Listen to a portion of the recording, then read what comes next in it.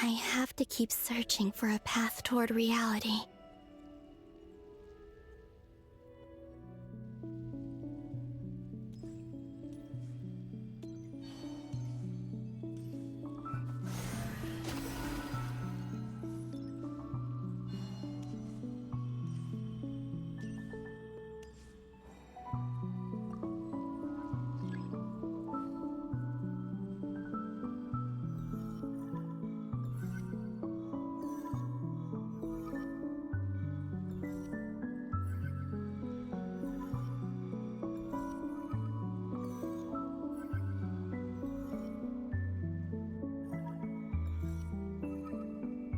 This should do it.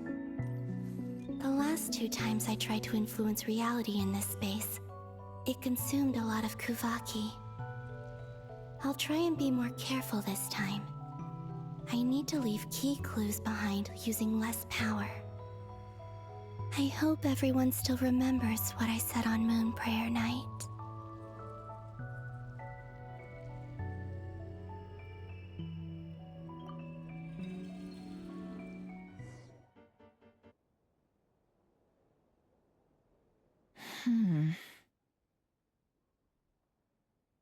Nothing here either.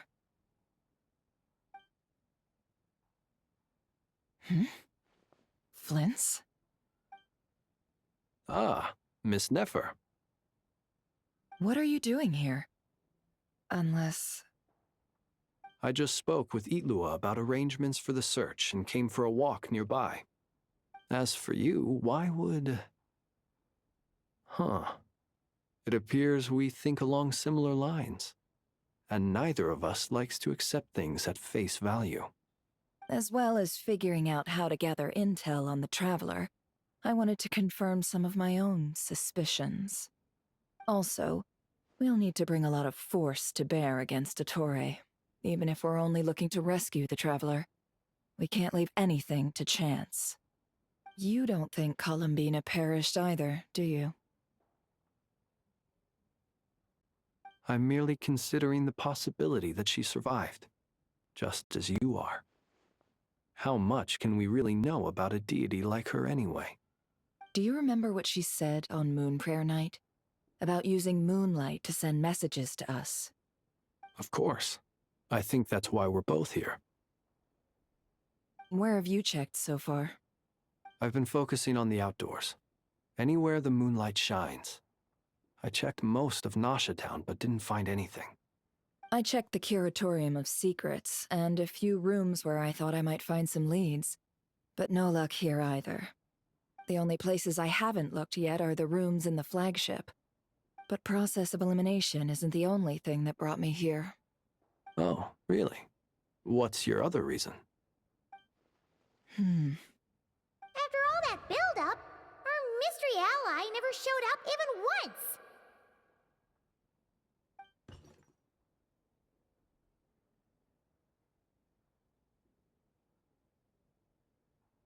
Huh? Am I imagining things?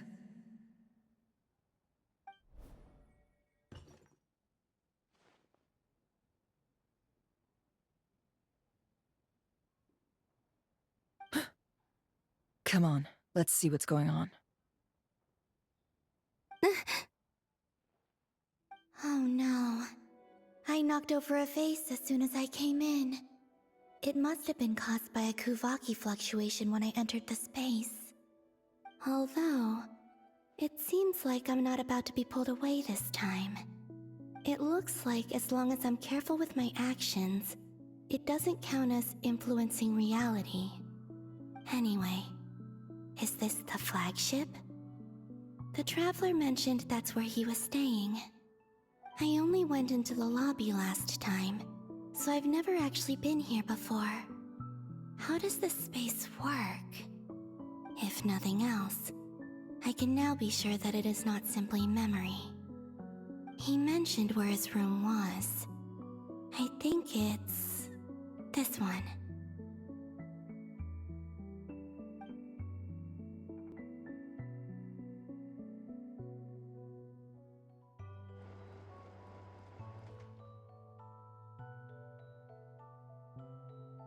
the door is closed.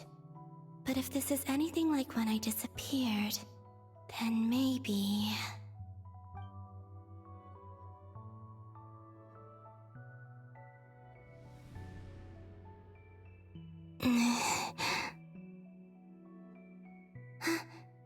I'm in.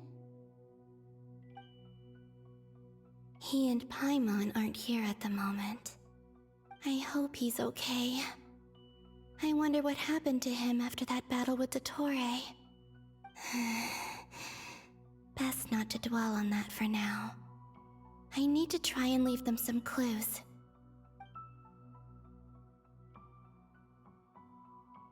Please, Traveler. I really hope you find this.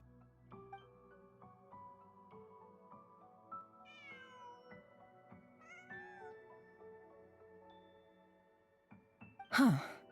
Just a cat. Nothing else here strikes me as noteworthy. Didn't you stay here for a couple of nights once? Before Rerir showed himself, yes. It's also where the Traveler and I first met. Did you notice anything unusual during your stay? I remember thinking how much noisier the flagship is at night compared to the graveyard. Other than that, no. The Traveler and Paimon were most congenial neighbors. This is where they've been staying, yes? Over here? That's right. I wouldn't usually condone breaking and entering, but we can make it up to them later. Focus now.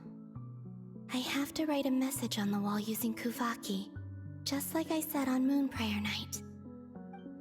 Simply open your windows on nights when the moon shines bright, and the moonlight will naturally flow towards the words I have written. Here goes. I'll need to carefully control my strength.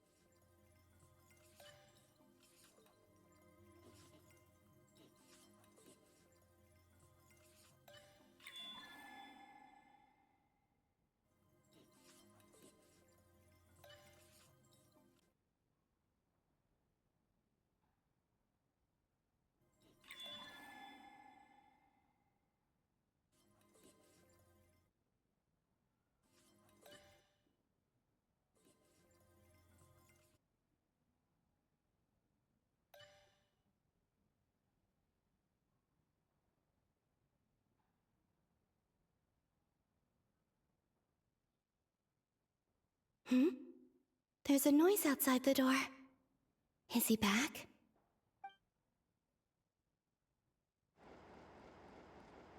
Please, you have to see these words.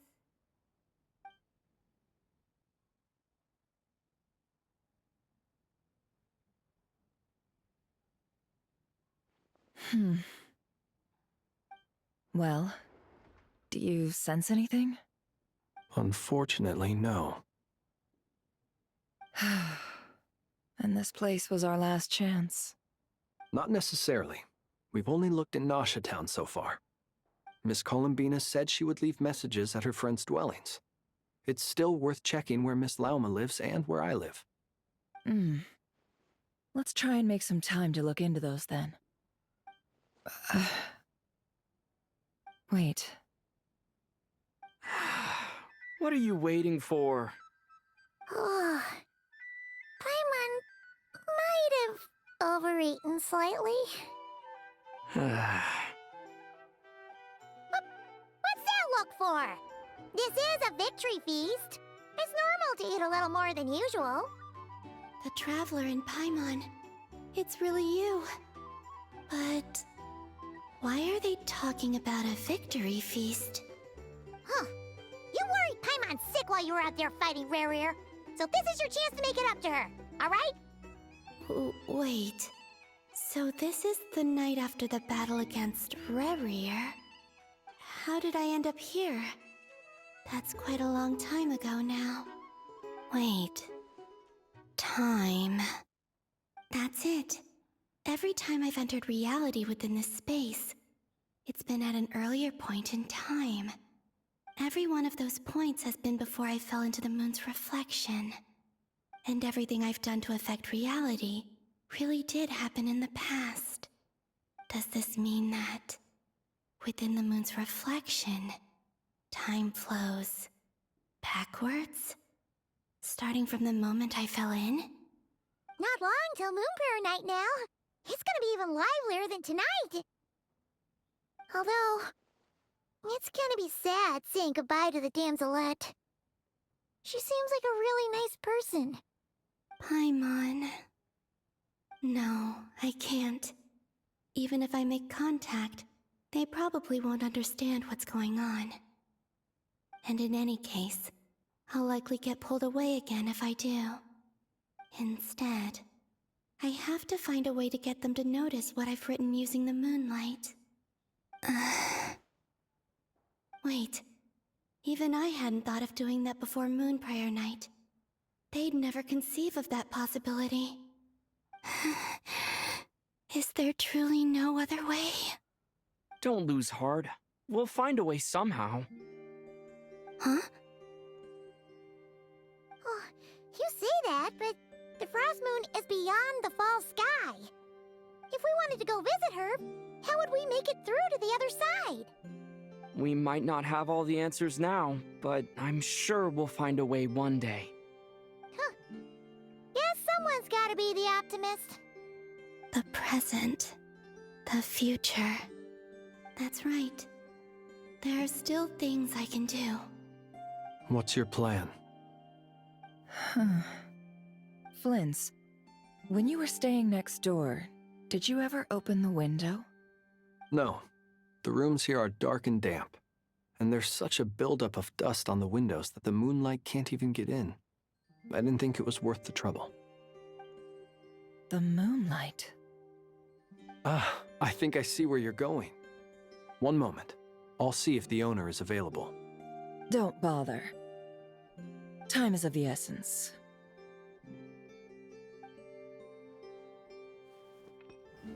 Time. Even if no one sees what I've written at this moment, maybe someone will remember what I said after Moon Prayer Night.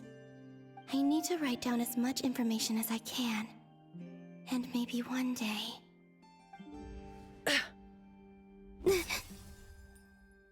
Huh? What's up with you? You can't even hold your cup steady. Are you getting tired? A little. Well, you should probably hit the hay then. You've had a really tough couple of days for you.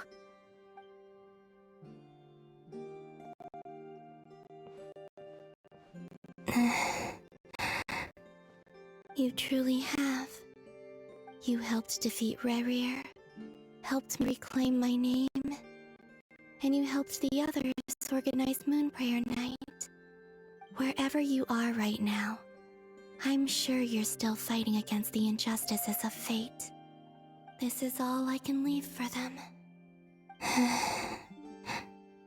How I wish I could stay here. But it's time for me to go. I hope to see you again in the next time. And if the opportunity presents itself. I will surely return to your side. Huh. Columbina. She's alive. Not only that, but she's left us an entire wall's worth of clues. She even wrote down what would happen on Moon Prayer Night. It's just a shame we found it too late. I am here. Time in this place flows backwards. I am constantly moving forward. It sounds like she's found a way to influence the past using Kuvaki. But her future is our past. So, these words have been here ever since we defeated the Reir of Solnari. We just never discovered them.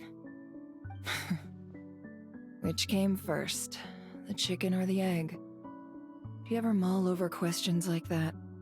Only when I'm in a good mood and at leisure. Well, I never do. Everything that has happened already belongs to the realm of fact. As a business person, and especially an intel broker, what I do is extrapolate from those facts to try and read the future. An admirable philosophy. It's a means of survival. Let's go. We have a wall's worth of clues to share with the others.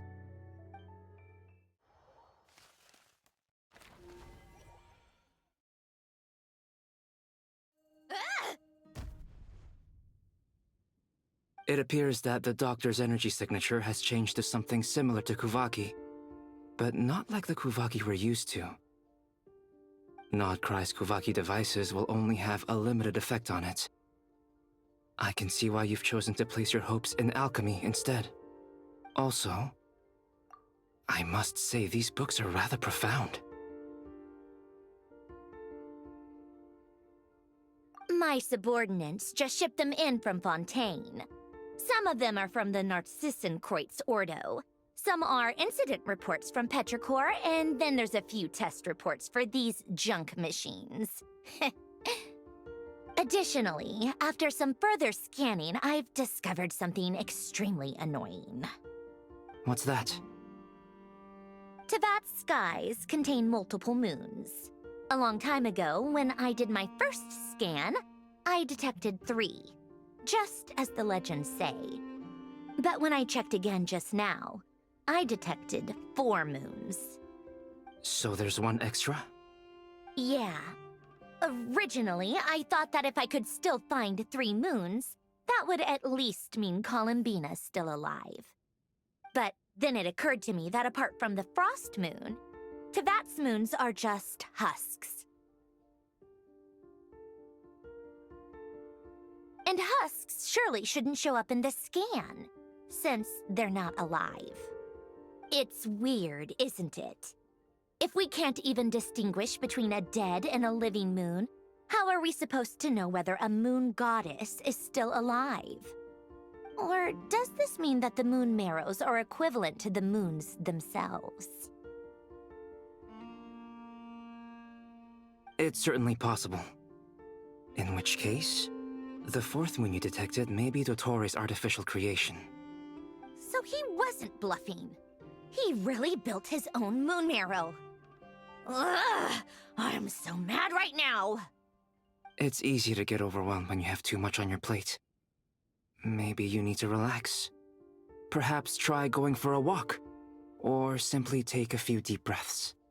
Nothing can calm me down at a time like this. I need more time, and I need progress.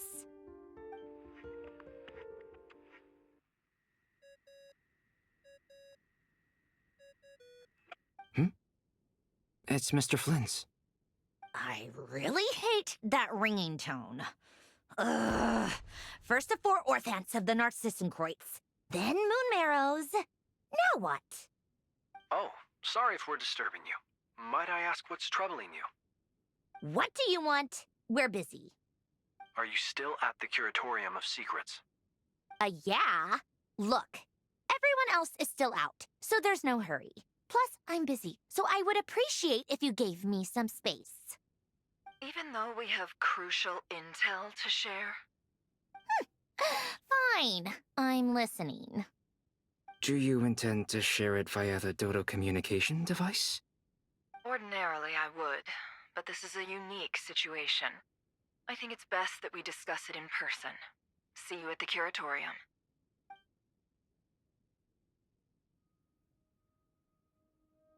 All right then. So, what's the situation?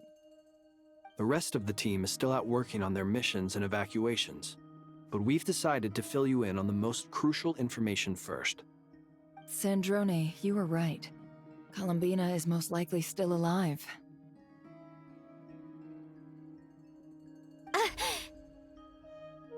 That's the best news we've received in a while, by a long way.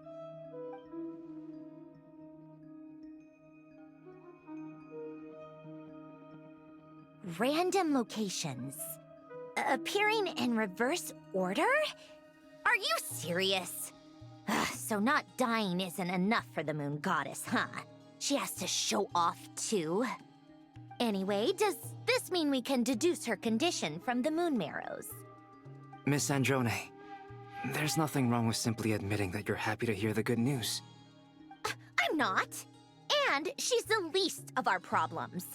We're facing a huge crisis. If she can't control the flow of time in there, she's just gonna keep moving backwards. Different points in time won't intersect, and she'll never find a way out. Let's say life begins with a drop of water. When did time begin? The moment this planet came into being? No, that's not right. Her final destination would be the moment at which the space she is in was created. But it doesn't seem like we can influence that space from the outside world. So how can we help her? Also, if she's alive, Rerir and Thalindis might be too. But as far as we know, neither of them have come back out. That space may not have an exit at all. I'm afraid I must concur with Miss Nefer in this. Can't exactly argue with that. Let's leave it there for now. I've taken notes on everything you said. Will it help with your research? I doubt it's gonna help with breaking Dotori's energy fields. But who knows when it might come in handy. Better to have it all written down than try to remember everything when I need it. All right, I need to get back to my research.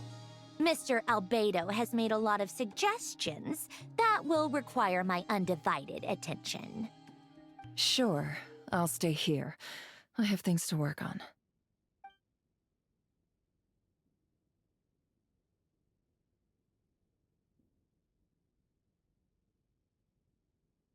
Paimon, are you there?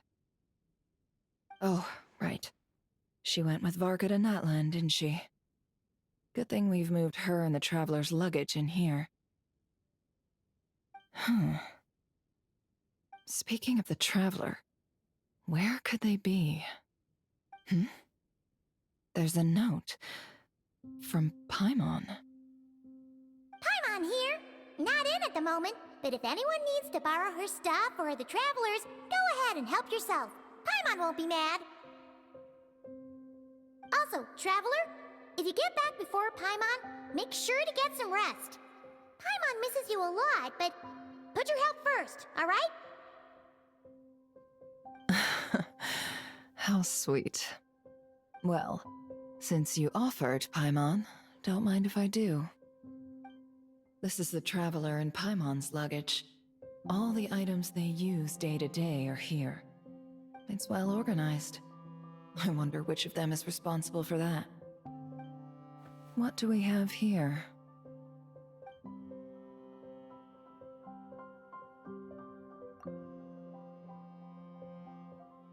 The camera captured a special moment that can only occur between people who are close to one another.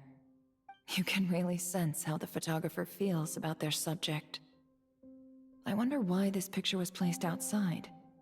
Is it because Paimon recently looked at it?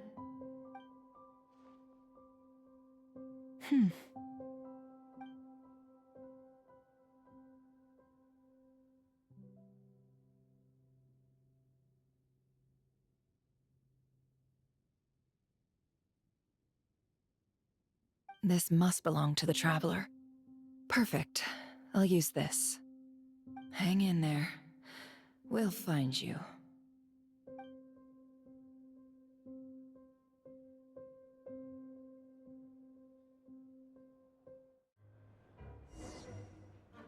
Polonia.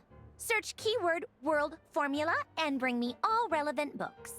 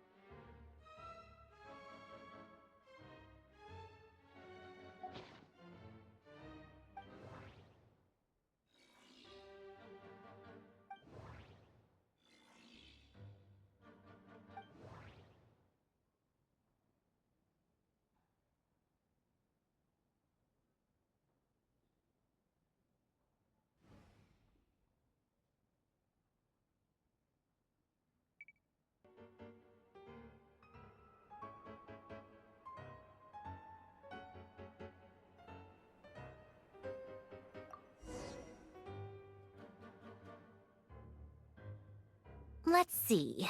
This one is on Tonki's sermon dictation concerning the apocalypse. I believe that the correct term for this is Fortuna. This was an ancient Romorian technology, a wisdom unparalleled. I never imagined that Romorian ideas would be so similar to the diagram I have named, the World Formula. This is strong evidence that human civilization should gradually shed possibilities as it continues to explore and evolve. The end of humankind may well be upon us right now. The sparks of civilization shall run out, unless we consider introducing variables from outside the system. Variables. Surely that can only mean one thing. Descenders? Dottore likely captured the Traveler because of his descender status. But the Three Moons' authority comes from the world itself. Why would Dottore need anything beyond that? Where does this variable factor in? The world formula calculates the fate of an entire world. Introducing a variable would therefore give us...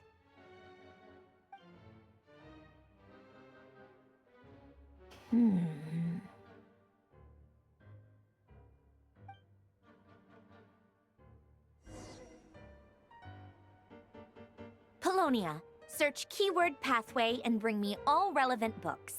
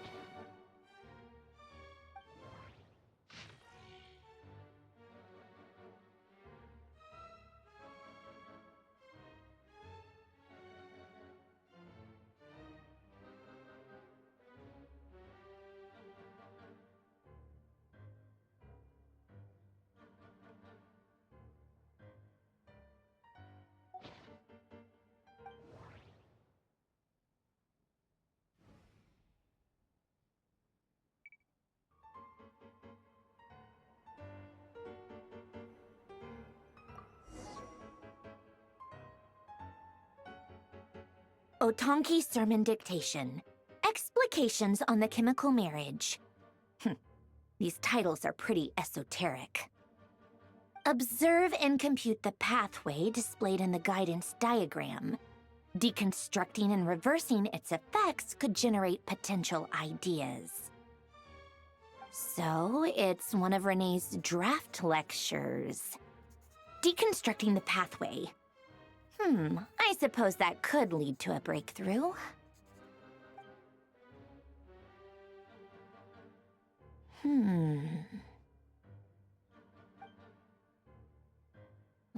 This is so long. This guy sure loves showing off his knowledge.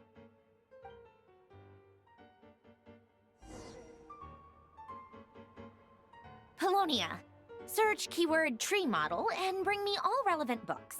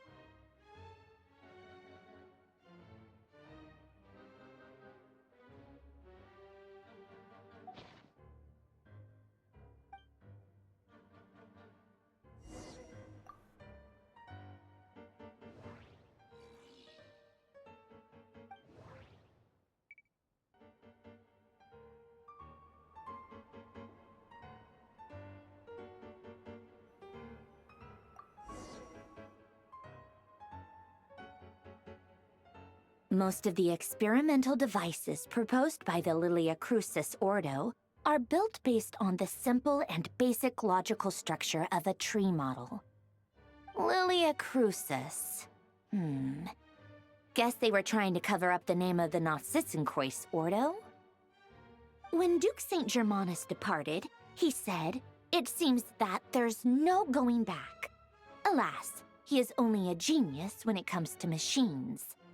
In all other things, he is but ordinary. Excuse me? I'm sorry. That's just ridiculous. What kind of book is this?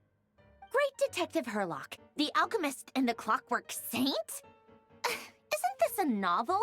Come on. Still, the author swears that they knew Renee well. Whatever. I guess it's not beyond the realms of possibility that Renee would say nonsense like that on occasion. Memory, wishes, souls, and persona. Frankly, this sounds more like occultism, but if Albedo vouches for it, I suppose there must be some alchemical basis to these techniques.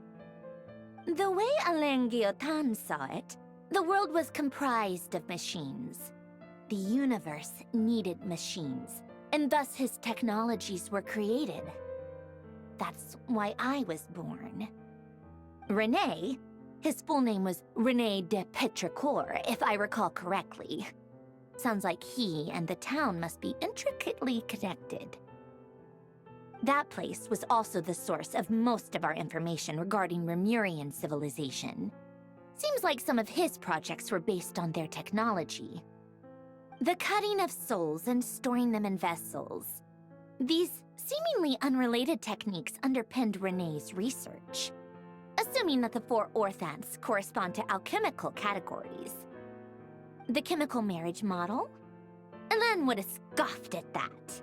He never would have let those theories or parameters anywhere near his mathematical formulas.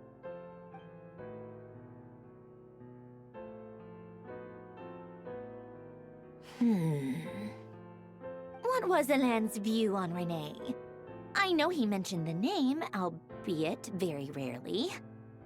Oh, now I remember. Alain's old notes are here too. They mentioned Renee once.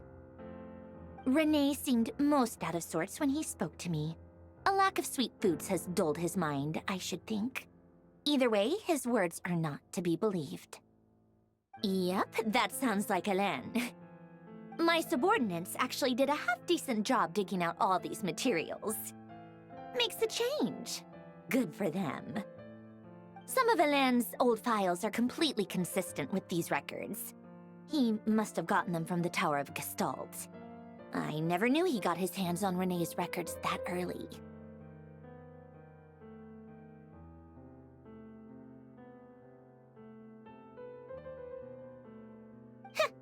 He may have kept them, but he never even attempted to use them. Didn't believe a word they said. Come to think of it, Renee's world formula was filled with calculations of constants. That shows he believed that the fate of the world to be predetermined. As for Alain... it's been too long. I forget what he said. What would he have said? A guy like him, fervent believer in machines, but not headstrong enough. The world can be changed. It is worth persevering. Yes, that's how he used to think at least. He created that procedure to save this world. Yet the scale of the world's fate proved too enormous. The result was beyond his ability to calculate. He died having never seen the outcome. And there I was, left behind in the ashes of his dreams. Did you really never take a close look at Renee's research? Or did you read it but deem his philosophy incompatible with your model? The very thought of trying to incorporate his ideas probably made you feel sick to the stomach. Well, don't worry, because there's a whole new category of lunatic in town. Next to Dottore, every other madman looks sane. You once asked me what I wished for. Should have asked him instead. He's the one pining for things you'd sooner die than witness.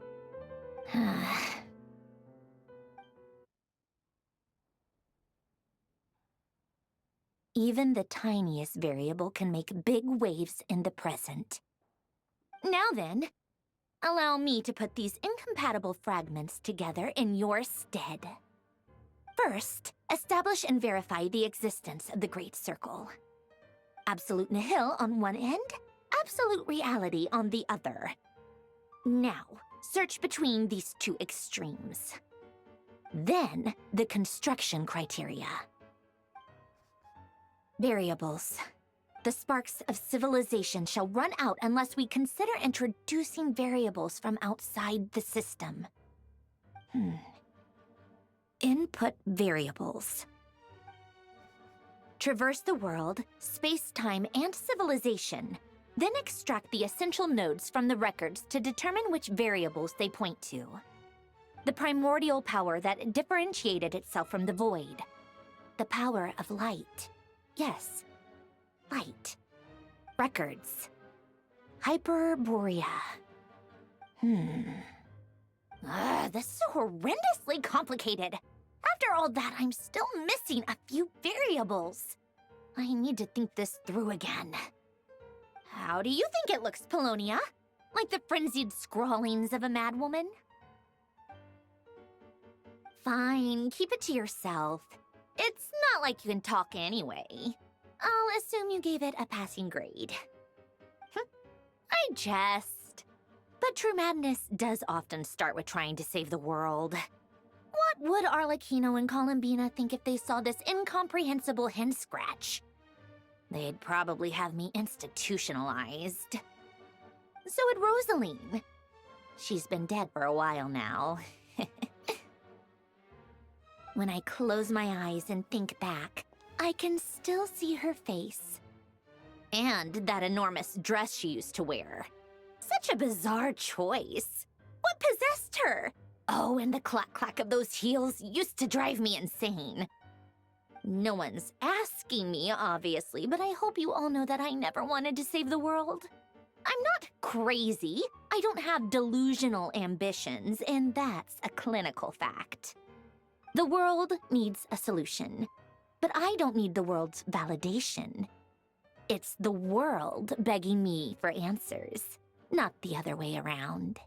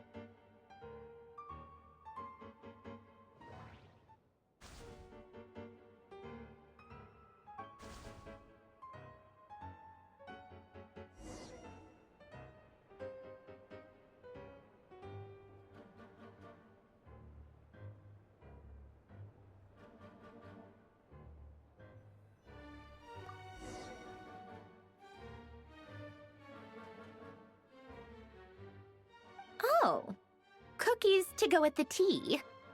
Let's see. They must be from that person who brought those documents. I see they're from Hotel de Boer. Something's written on the box. We are proud to present this homage to the Fortress of Meropede's fun-filled mill collection system. Fortune cookies. Have a lucky start to your day. Sounds like a dumb gimmick to me. Be early to bed and early to rise. Get plenty of sun and drink plenty of water. Then things will surely go well for you. What? Are you kidding me? Somehow I doubt that an early night and a glass of water is magically gonna save a world on the brink of existential peril.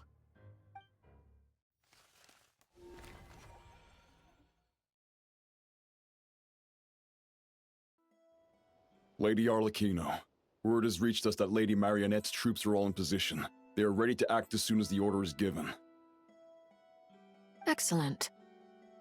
The only thing is, they are fewer in number than we expected, It looks like many of them must have lost their lives at the hand of the monsters released by the Doctor.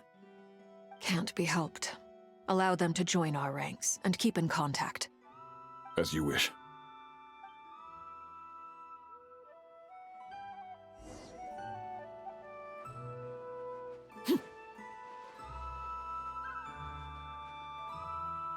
It's been a while, Arlecchino. You look well.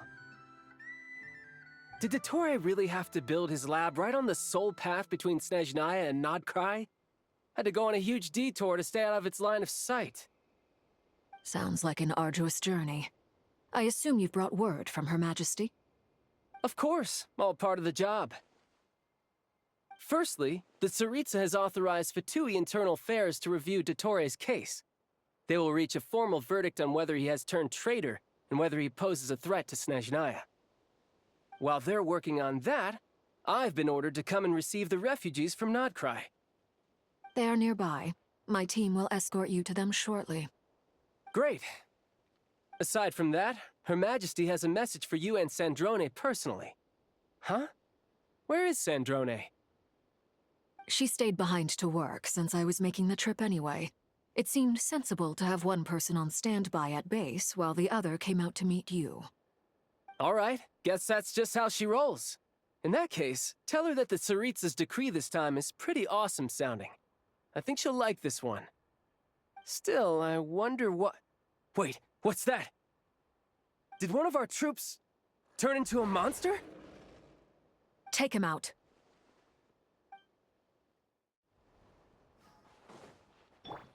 Riptide!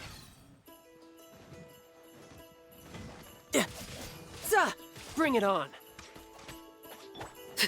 Witness my rise! Transfixed!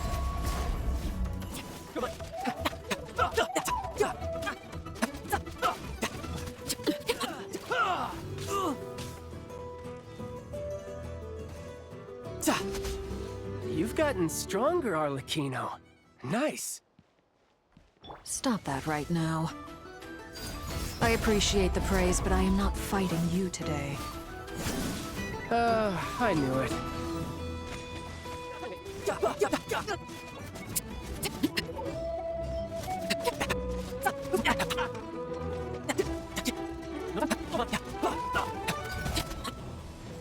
Everlasting as the moon!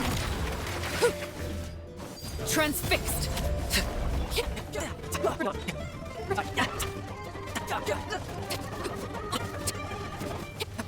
No time to lose. I can't believe it. He was a living, breathing human one moment, and the next... Another fine piece of work by our dear colleague, I'm afraid. What in the world has been going on in Nod-Krai? A lot. But long story short, Dottore stole 2 moon marrows that should have belonged to Columbina, then built a 3rd moon marrow of his own to concentrate the Trilunar Authority in his hands. What? What do you mean he built a moon marrow? People build roads and houses, not moon marrows.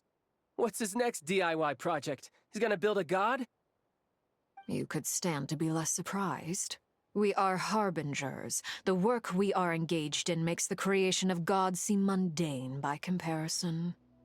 I tell everyone who asks that you once crossed swords with Rex Lapis while serving as a key supporter for Rosaline's plan. But right now, you're acting like a common adventurer. Thanks for speaking up for me. Those 2 really took me for a ride back then. Then again, surely no common adventurer would manage to get tangled up with them the way I did. That's gotta count in my favor, right? It almost sounds like you wish to repeat the experience. I might have to lower my opinion of you. No. I'll stop talking. Please, go on. Dottore is currently still experimenting with his newfound power in ways that continue to corrode the outside world. As for the human mutation, I believe this is simply a consequence of his experiments, and not a strategic move. That radiant beast was once a subordinate of Sandrone's. I suspect he was only allowed to live so that he could become an experimental subject. Also, those of us who fought Dottore have been afflicted with a curse. As such, I cannot leave Nod-Krai. This is so much worse than I thought. No wonder Her Majesty's decree is so extreme. While these exceptional circumstances persist, the Harbingers are hereby authorized to use unilateral executive powers. Should Dottore pose a threat, Arlecchino and Sandrone are permitted to eliminate him. My thanks to Her Majesty. I will pass these good tidings on to Sandrone. Her Majesty has also declared that she will refrain from launching an attack on the now evacuated Nod-Krai due to the presence of unretrieved research material. A wise decision. By the way, how's my old partner doing? I'm assuming they're with you? Partner? You mean the Traveler? I'm afraid I have bad news. He was captured after our failed assault in Dottore's lab. His whereabouts are currently unknown. What? Why? Since when does Dottore have a bone to pick with him? That is indeed the question. I'm not sure he does. He must have some other goal in mind. This won't do. I have to rescue him. You can't. We have no idea where the Traveler is. What am I supposed to do then? Stand here twiddling my thumbs? Sandrone is working on it. The best thing you can do right now is complete your mission. Fine. I guess I'll leave this to you then. One last thing. Tell the Rooster to get the message out to the gods and citizens of every nation in Teyvat. Beware. An uncontrollable pollution is spreading forth from Nod-Krai. The source of that pollution is a madman drunk on the success of his experiments. The Fatui and our allies will endeavor to contain the threat.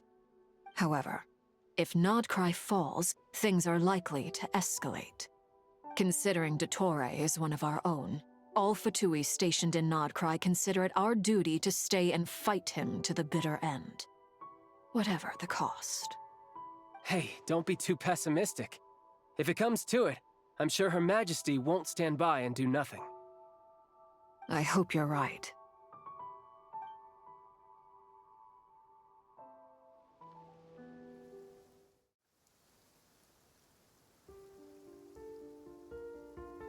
You're right on time. Thanks. Hey, do you think I'll get that gliding exam exemption? I made sure I was on my best behavior in Mondstadt. I landed well outside the city and walked in through the gates. I'll help you apply, don't worry. For now, let's see what we have here. What are the doctor's energy fields even made from? The usual attract and repel principles that govern Kuvaki don't seem to apply to them. They are very mysterious, but ultimately, they appear to be comprised of energies from the three realms. Thanks to research by Master in the Hexen Circle, we know that Teyvat's 7 elements are derived from the more primordial power of the Light Realm, which is antagonistic with the power of the Void Realm. Since you have the power of the Dragon Durin within you, I'm sure you can already tell that this energy field contains no abyssal energy.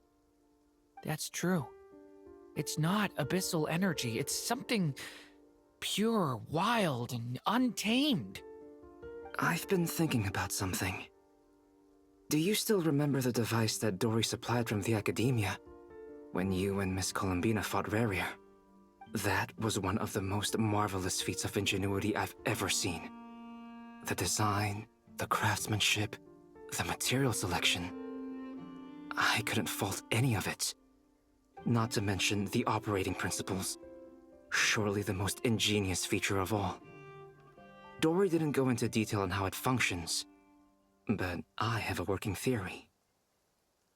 The clue was that Miss Columbina was somehow able to use the pyro energy that you provided, despite the fact that, as a moon goddess, she should only be able to use Light Realm energy in principle.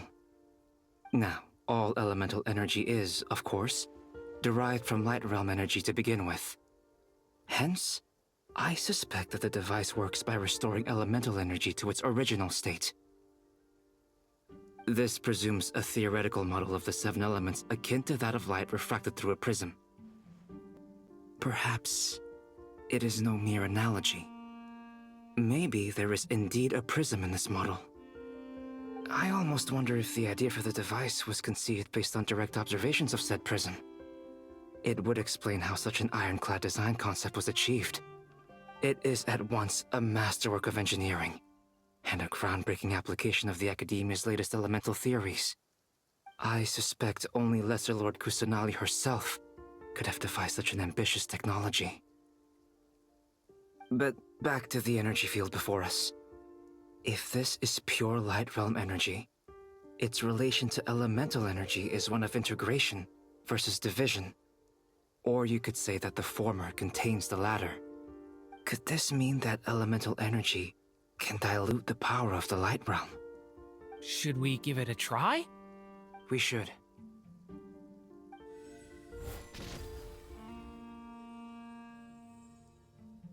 Ha! It works! Clear signs of disruption were detected at the periphery of the energy field. This indicates that elemental energy can disturb or even negate the field. Now you try.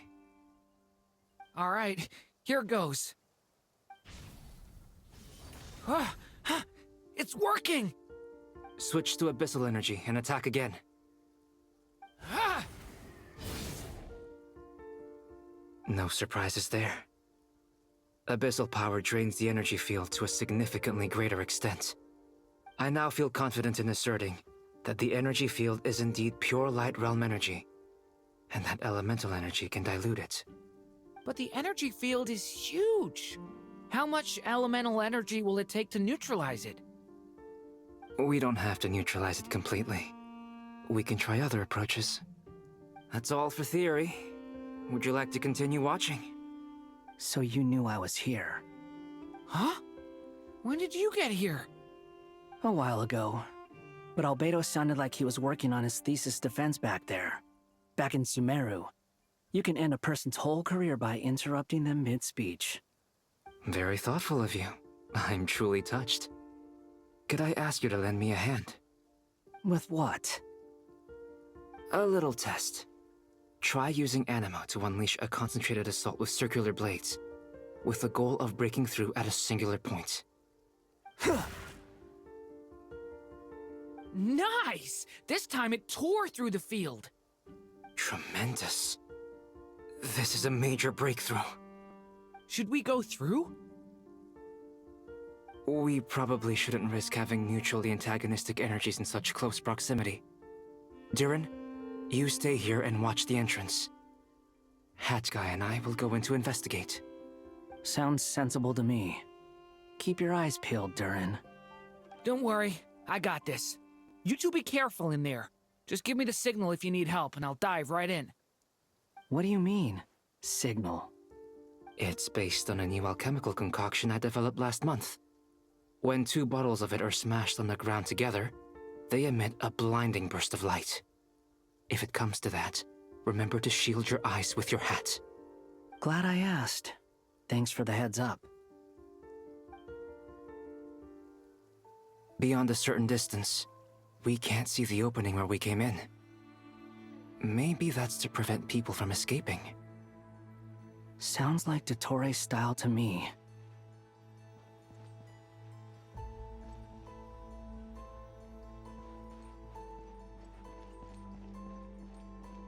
Not much has changed. Things are basically the same here as they were before the energy field appeared.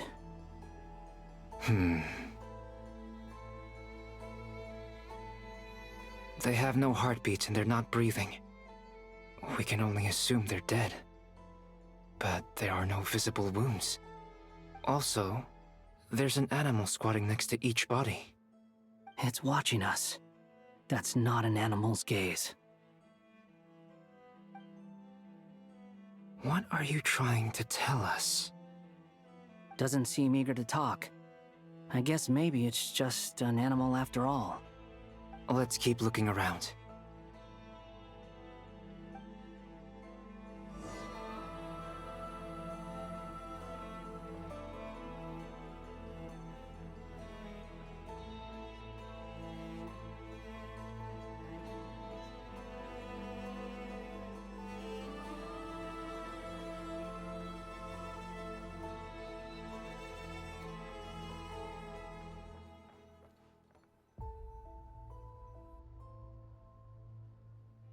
Same situation everywhere. Not a living soul in sight. Just countless bodies with animals standing watch over them. Well, I think we can safely rule out the possibility that they're all pets. Is skirting around the topic your way of showing consideration for other people's feelings? Just being cautious. I don't doubt that you can handle the truth.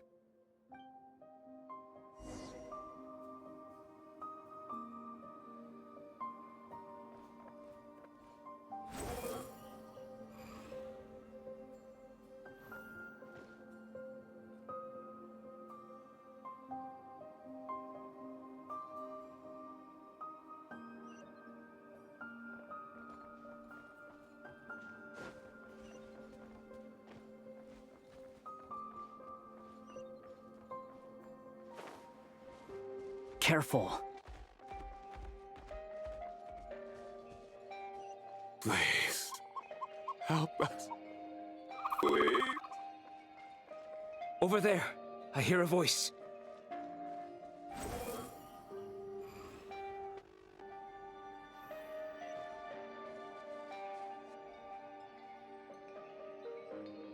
Behold!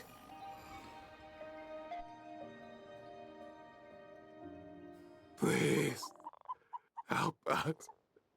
Please. What happened here? I don't know. Suddenly, everyone collapsed. Then my line of sight got lower. I still have some of my senses left. I gotta get out of here.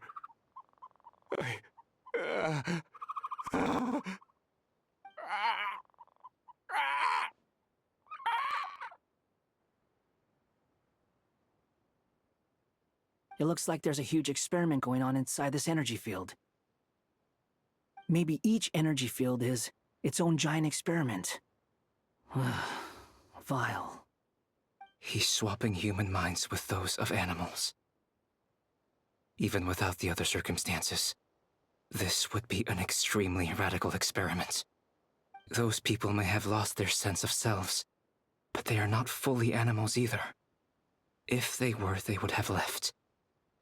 But instead, their instincts are driving them to remain by their dead bodies. We should go. No sense in sticking around here longer than we need to. Agreed.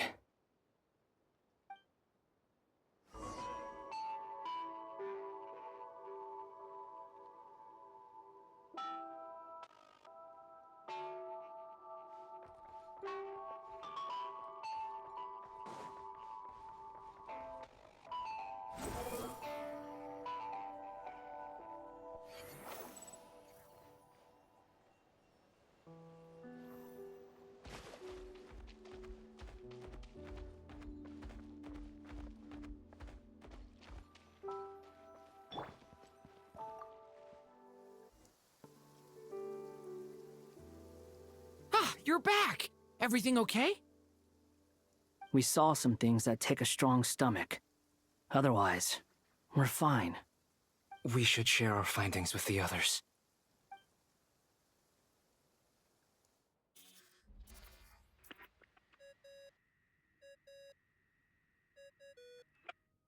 Yes? Who is it?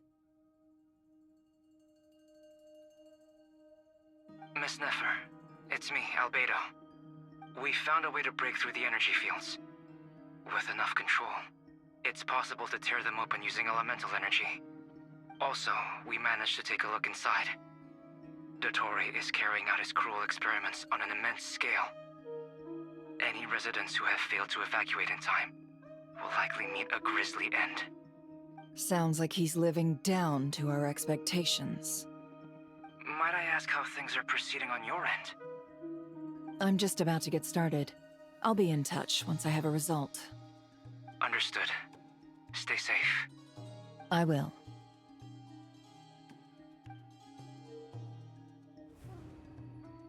Well, Nefer, I'll link up with you once my tasks are complete. What makes you think I'd need you to do that? I'll need it.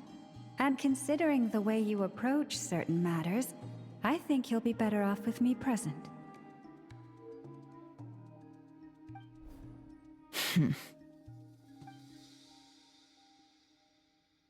Let's begin. Entering simulation mode. A vast wasteland. Is this the Traveler's inner world? I was expecting something more vibrant, to be honest. Wait, someone's there.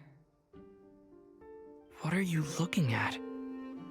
In that case, I'll look at it with you. I want to know all about everything you've seen and experienced. Is there somewhere I should return to? Or should I stay here and be the hero everyone says I am? I don't dislike my current life. Roaming the land, fighting battles, accomplishing missions, earning a living, looking after Paimon. It's not so bad. I guess the only thing that's missing is that you're not here with me. This is the conscious layer, which contains a person's true feelings.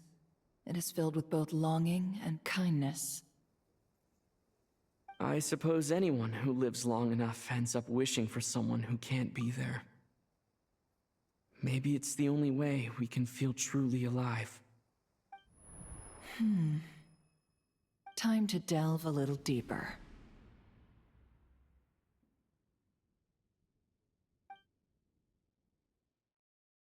Nasha Town is hardly the optimal choice for a place to live, but it has character and a reasonable population density. What are you trying to say?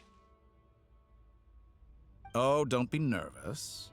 I was just thinking where might make a good starting point for your journey. Perhaps I should send you further afield. Conria, perhaps. Conria ceased to exist long ago. Once again, you fail to understand the possibilities that the Tri-Lune creates. Anything that has existed in the past, I can now recreate. You simply do not wish to see that happen. That might be because you miss your sibling and fear getting answers that you are not ready to learn. But this is not for me to judge. If we are to collaborate, we need to maintain an amicable relationship. In a moment, you will be able to...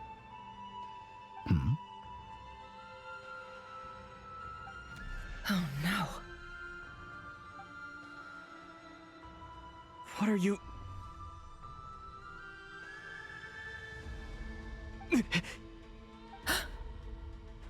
What are you gonna do? Don't move. Something unwanted has crept into... Oh? Gone as quickly as it came.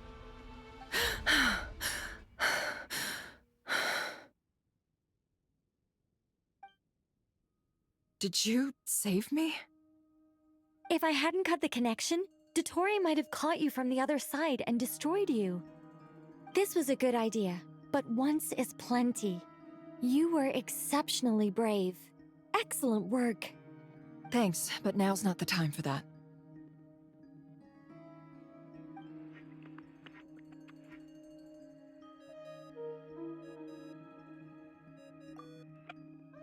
Albedo speaking. I think I know where he is. What is this endless darkness? I can't see anything, even though my eyes are wide open. But why? What happened? Ah, sorry about that. I take it you didn't notice. Just now, a friend of yours took a little peek into your mind. Could it be Nefer? How did she do it? Did she use something as a medium to connect to me? Do you think she's aware of your current circumstances?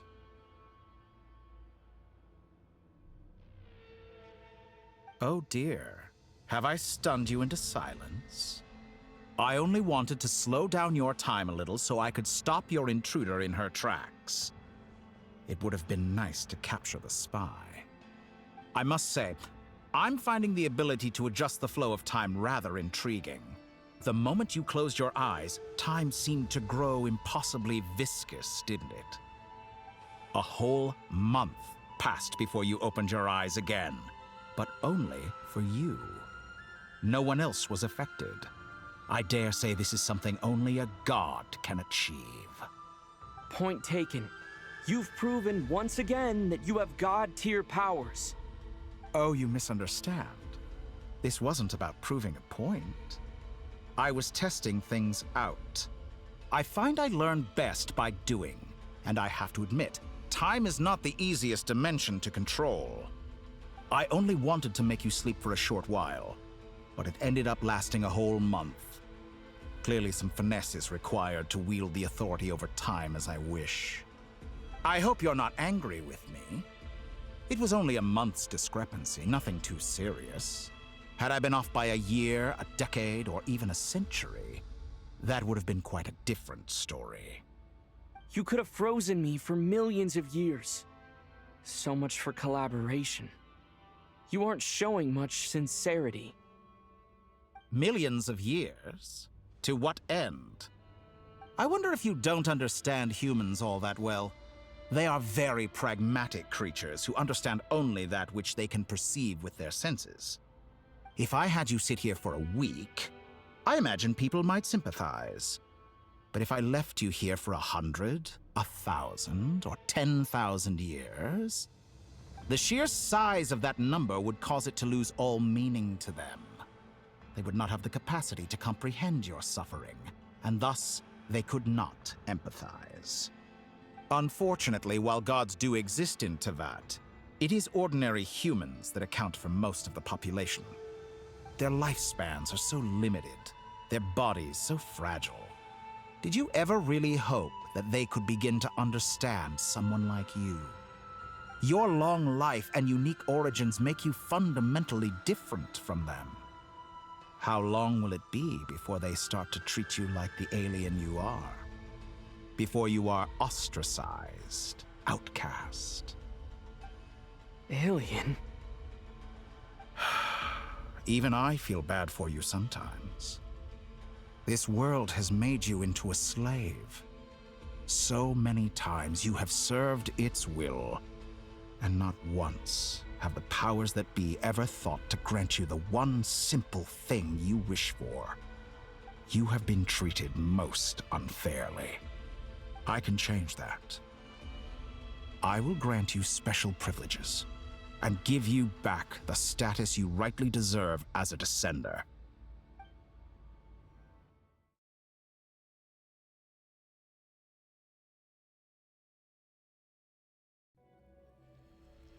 I've entered the past 3 times at this point, but I still have so many questions.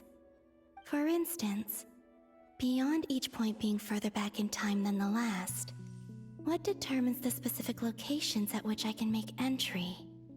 So far, the common thread linking all 3 scenarios is that the Traveler has been present.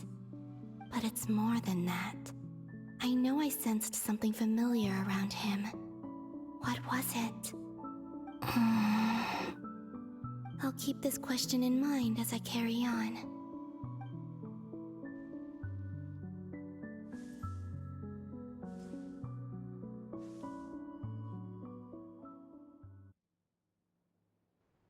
Humans, you never change. Always trying to use powers you neither comprehend nor control. This looks like Star Sand Shoal. Was this before Rerir regained his physical form?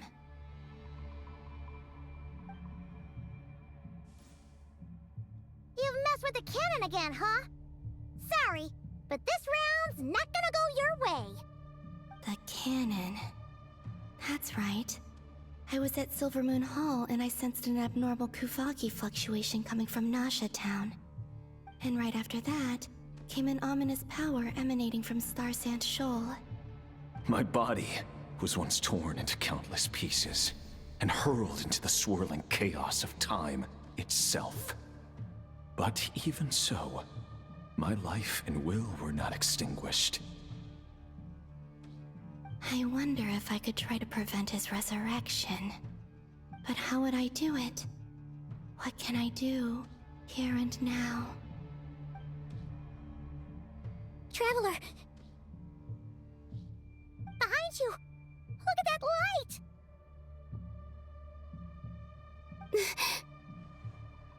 No, I won't make it in time.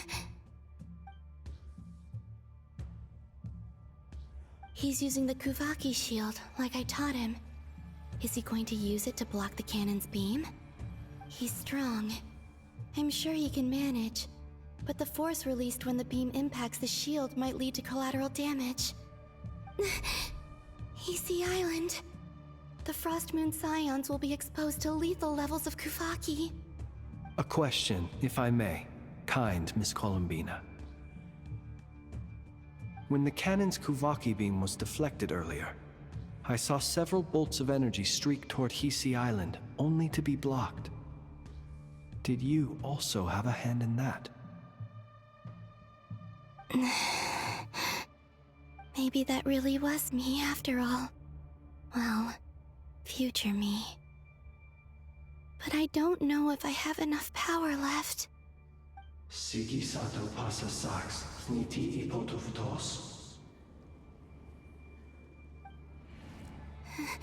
There's no time. Osestikos paratin tiran to risu iku, to pir to aithion veraton. I have to make it. Oh, Frost Moon. Oh, great land. Oh, slumbering moonlight of Nod-Krai. If you can hear me, if you can sense my call, then please, heed me once more!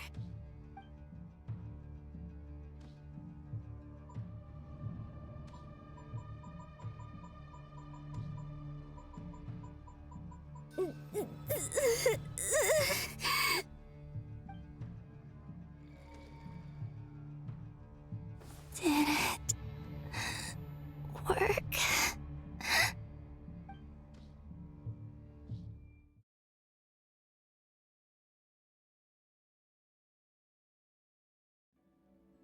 Hey, wake up.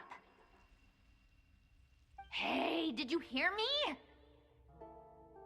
Columbina, I said wake up now! Oh, good morning, Sandrone. It's 3 in the afternoon, actually. And could you kindly not use my quarters as your personal nap room next time? But I feel so safe here. And your coffee, right? It's so bitter, but it smells lovely.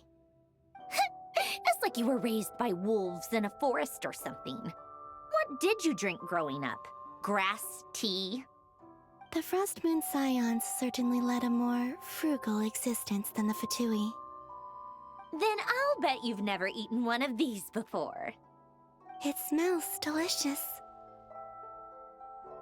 That's because it's a Fontanian recipe. I had a little free time today, so I made a batch. Rosaline will be here shortly, but if you really can't wait, I guess you can go ahead and... Hey, at least let me finish before you start eating!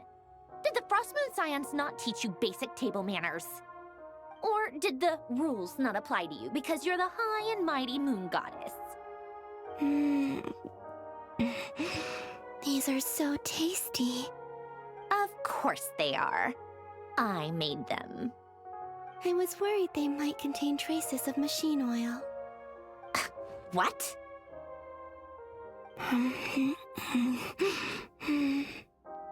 You know, there's something I've always wanted to ask you.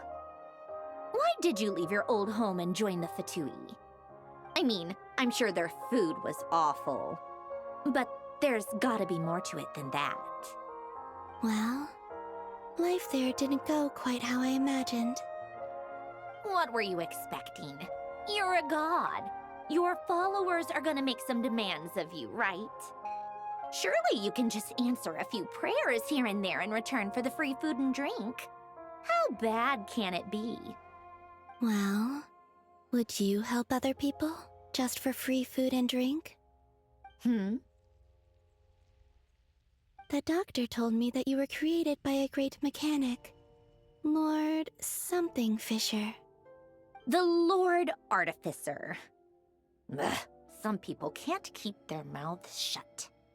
Oh, Lord Artificer. And didn't he have something to do with the, narcissist? Nod-Krai Ordo. Yes, that was it. Nod-Krai Ordo. So, would you try to fulfill their wishes? You must be joking. I wouldn't go even if they paid me. I don't even know them. Exactly. Well, I felt the same way. I did not know the people who made demands of me. Huh. What do you know? We're on the same page for once. In his later years, Alan did ask me if there was anything I wanted to do. If I had any wishes of my own. Well, I don't. And I'm not in any mood to fulfill someone else's either. Who's Alain? He was the... You know what? Never mind. You're not gonna remember. Anyway, the point I'm trying to make is, neither of us is the self-sacrificing type. Let me ask you this. What sort of place would you like to live in, if you could choose? A place where people don't ask me for things I cannot give them. Where they don't worship me, or fear me, but just want to chat with me like a normal person. I'd also like the freedom to come and go as I please. And ideally, it would be somewhere with the smell of coffee and snacks. Not to burst your bubble, but no such place exists in the world. Now, take your snacks and scram.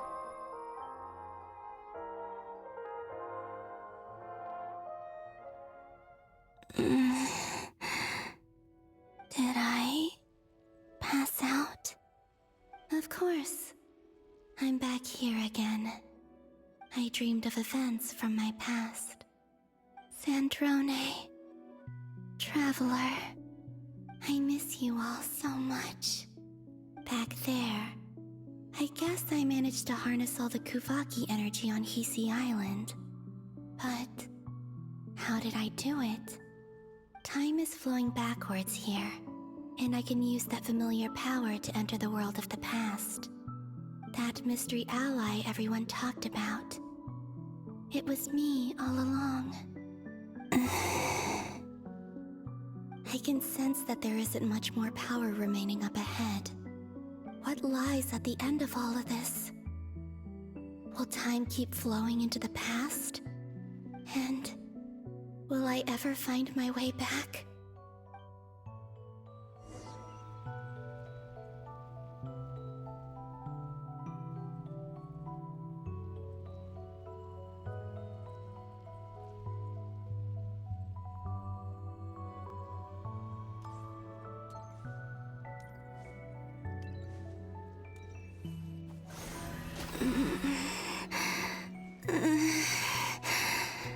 It's getting harder and harder to use my power.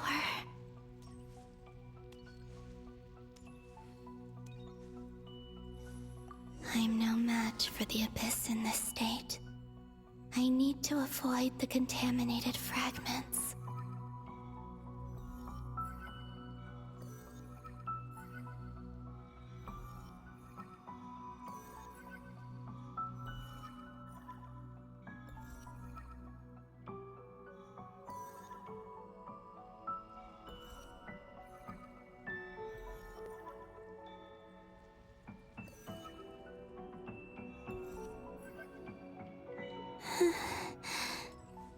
Time to go. I wonder where I'll find myself this time.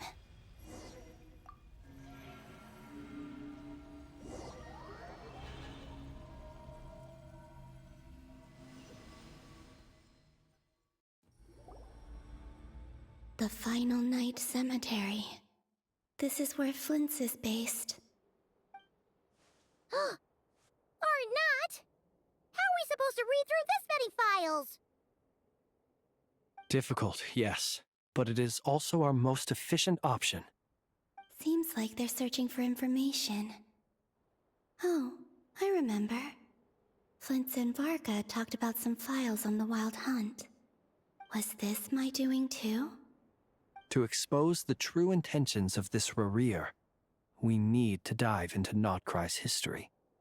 Are my actions changing the past? Or are they simply completing a process? Is all of this inevitable? Or am I the one making these decisions?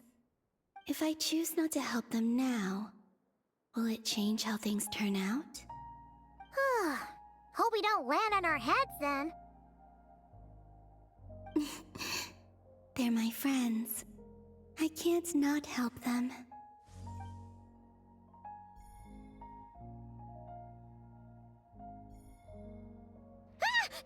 Ghost! And the other one was... here. Hey! Another file's moving!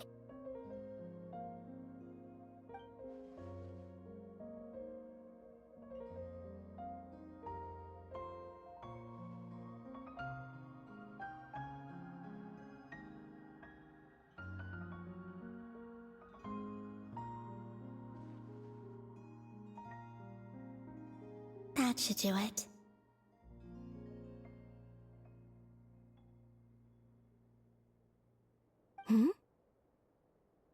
Luanatar?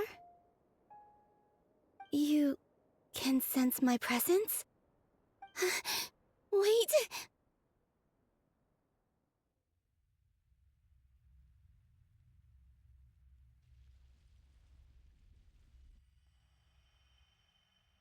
Luanatar.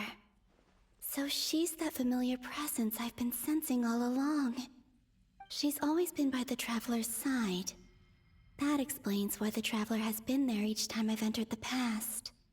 But why Luanatar? Is it because she has a connection to me as the Moon Goddess's familiar? If so, why not any other Kuhenki? That's...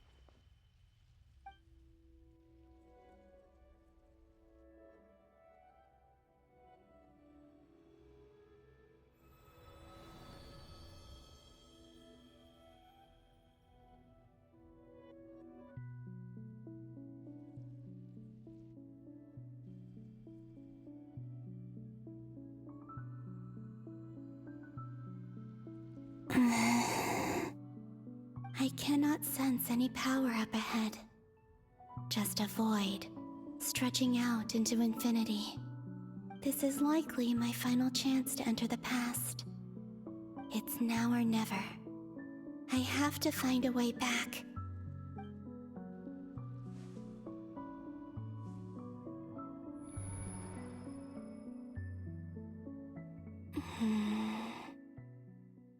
Hisi Island? How far back in time is this? Where's Luanatar?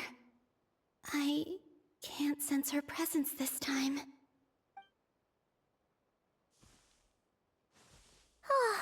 Seeing Enefa and Aino reunited like that sure was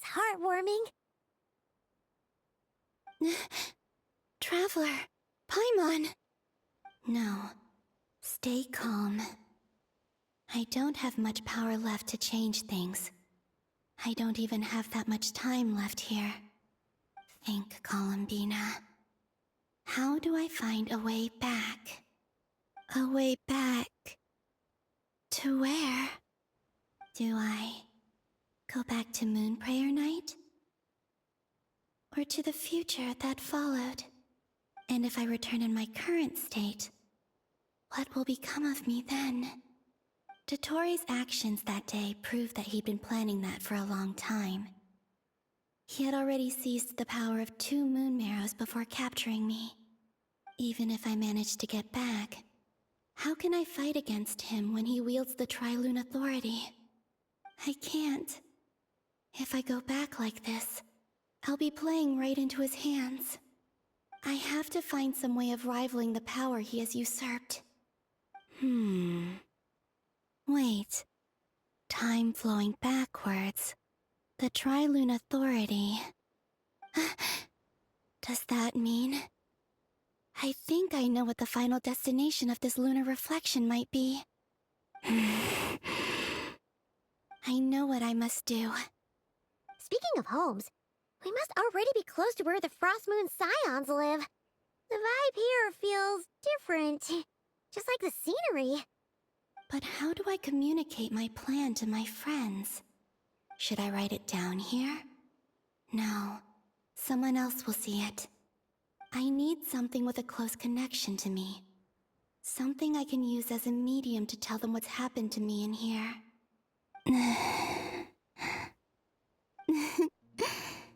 Now it makes sense.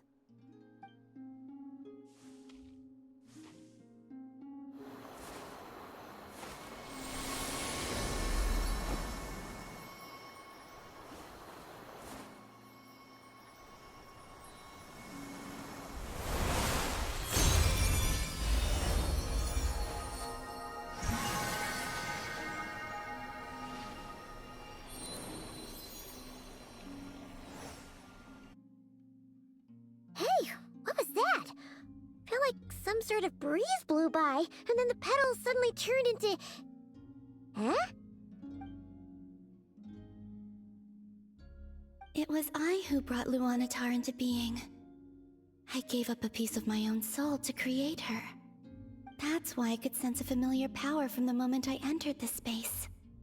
It also explains why she's been present in every past location that I've entered. Because we have a deep connection. Hey there! What's your name? And the reason why there are no more gates to the past after this point is that Luanatar hadn't been born then. No wonder I sensed the trace of a blessing when we first met. But I still didn't recognize the soul hidden within you. Back then, I was just a little lost dove.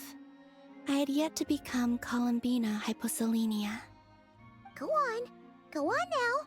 We've got stuff to do. Best you find someone else to hang out with.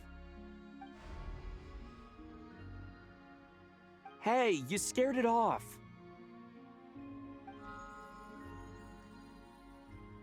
I'll be counting on you.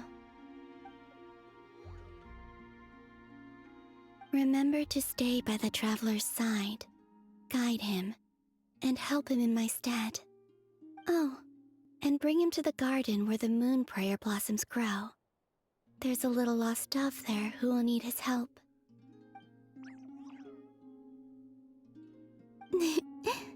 Go on.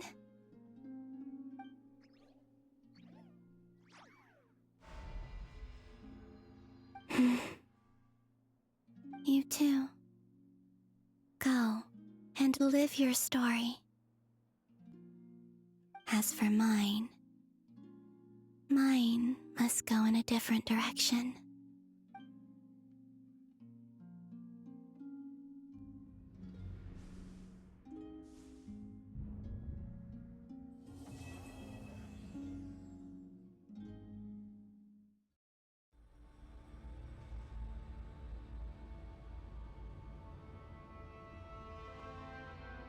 How would you like to experience the thrill of never being held accountable for your actions? You could crush people like ants without consequence, or tear off their heads or limbs as you please.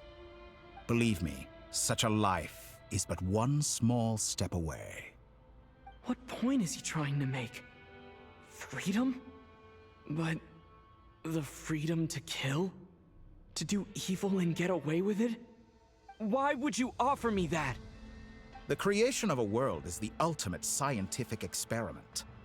I have taken my research to the highest level, where I shall be not just a god, but also a servant to many sacred spirits.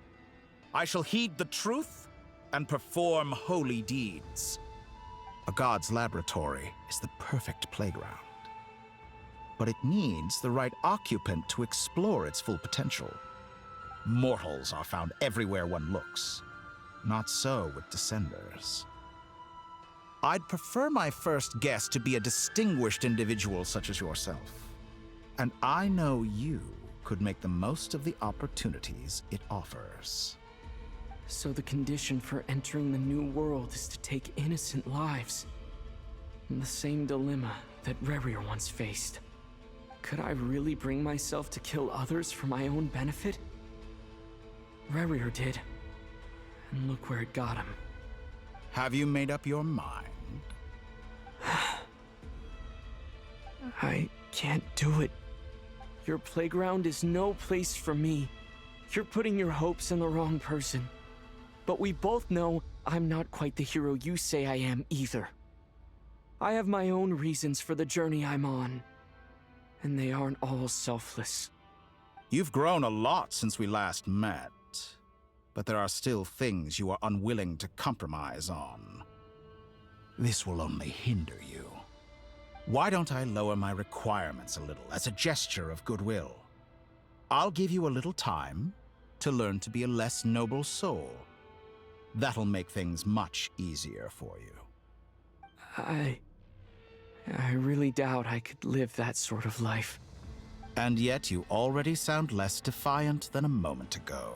The benefits appeal to you because you can read the signs of the times. Why don't we return to my research facility? Your last visit was so rushed.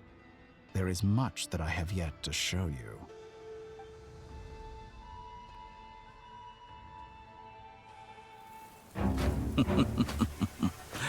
Now to that question, Heroes don't attack from behind. Guess I'm no hero. This is most disappointing.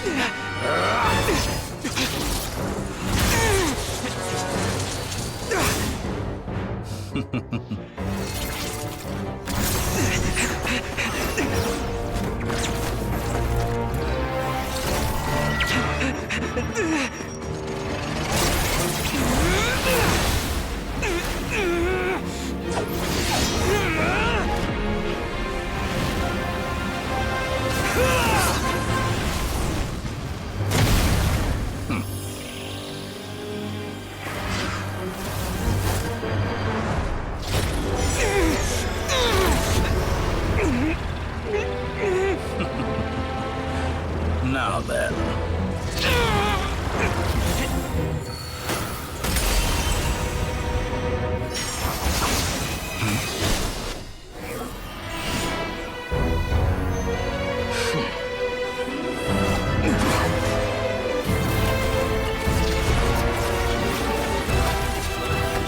A new face.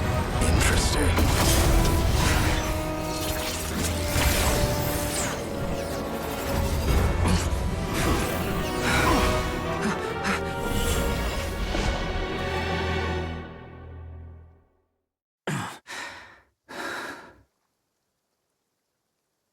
You're still gonna call me Hat Guy after that, huh?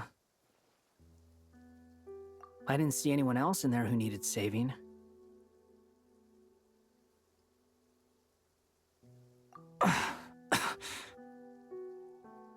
It's nothing. I'll be fine. Why are you looking at me like that? Is it that shocking that I'd come to your rescue?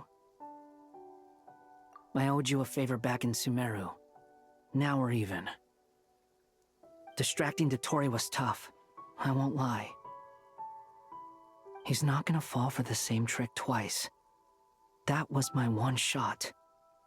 I'd hoped to use it to take him out. Ugh.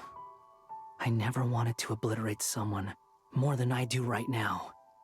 Dotori doesn't recognize me, but his segments were originally made based on an analysis of my operational principles. I expect it's only a matter of time before he figures out what I am. So Dotori doesn't recognize Wanderer because he deleted himself from Irminsul. Did he really miss his only chance for revenge by saving me? Why the long face? Hey, I'm not blaming you, okay? And I'm not complaining either. Rescuing you and killing Dotori are equally important goals. Everyone would be pretty stuck without you. It's best you live to fight another day. How are you holding up? Are you all right? Hat Guy said to put safety first, so we agreed to run as far away as we could after leaving the energy field and only meet up once it was safe. You don't look injured. It seems that Dottore didn't do anything to you. All right. Rescue operation complete. Let's head back. There's a lot more work to be done before this is over.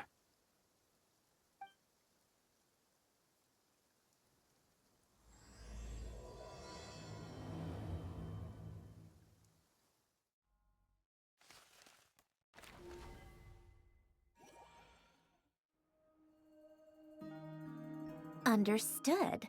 I will bear the Tsaritsa's decree in mind. I don't see what's so awesome about it, though.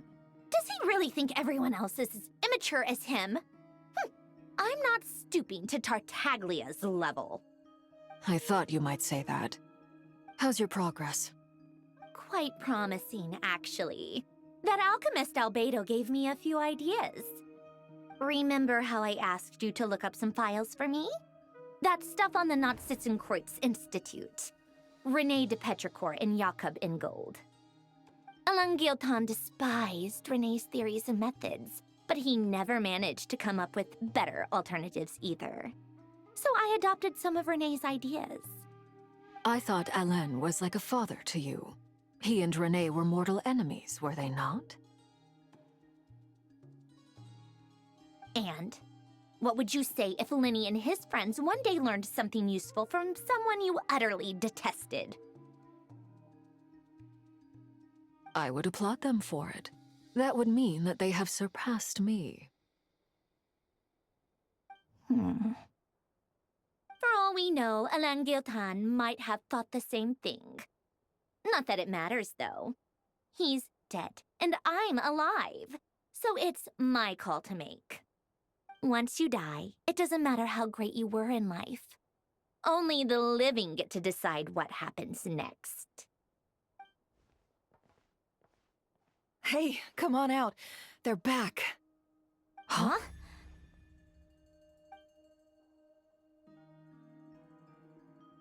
You're back? And your head's still screwed on? And you still have all your limbs? What does it look like? Way to keep your composure, madam. Excuse you. I am perfectly composed. Glad you're okay. Yes, it's a huge relief. Worry? Oh, yeah, right. You think we, the Fatui, were worried about you? We were worried sick. Hey! The Traveler and I were already friends. You are free to join this mission in whatever capacity you please. Much like your tea parties. It's a laugh a minute with you guys. I must say, I was quite surprised when Mr. Albedo told me he would need no additional aid. We discussed this on our way back as well. I am rarely so unequivocal, but in this case, we had full confidence in Hat Guy. He said he knew what he was doing. Albedo and I pretty much had to just wait outside on standby.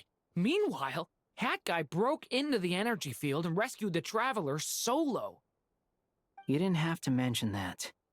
Well, I'm thoroughly impressed. You are a force to be reckoned with, Hat Guy. Is he back? Is he really back? Traveler! It's really you! Oh, thank goodness! Paimon missed you so much! You can finally breathe easy, Paimon. It's great to have you back in one piece! Oh, Paimon's been having nightmares the whole time you were gone! Look at them. You know, once you reach my age, there's nothing better than watching a misty-eyed reunion between friends. That's nothing. Same goes when you get to my age, too. I bet Aino and Anefa would be tearing up as well if they were here.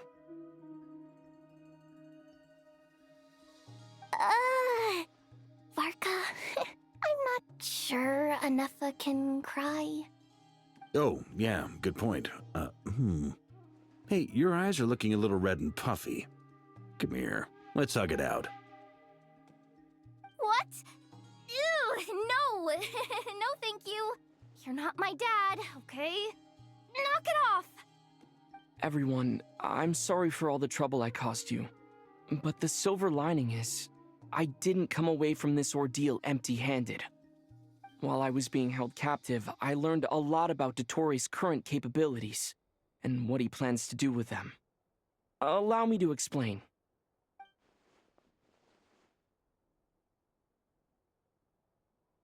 The three moon goddesses were even more powerful than we imagined. No wonder Dotori believes himself to be equal to the gods, maybe even superior. Utter blasphemy. While everyone was gone, Nefer and I made an interesting discovery, and I believe Miss Sandrone has something to share too. Ma'am, perhaps you could do the honors?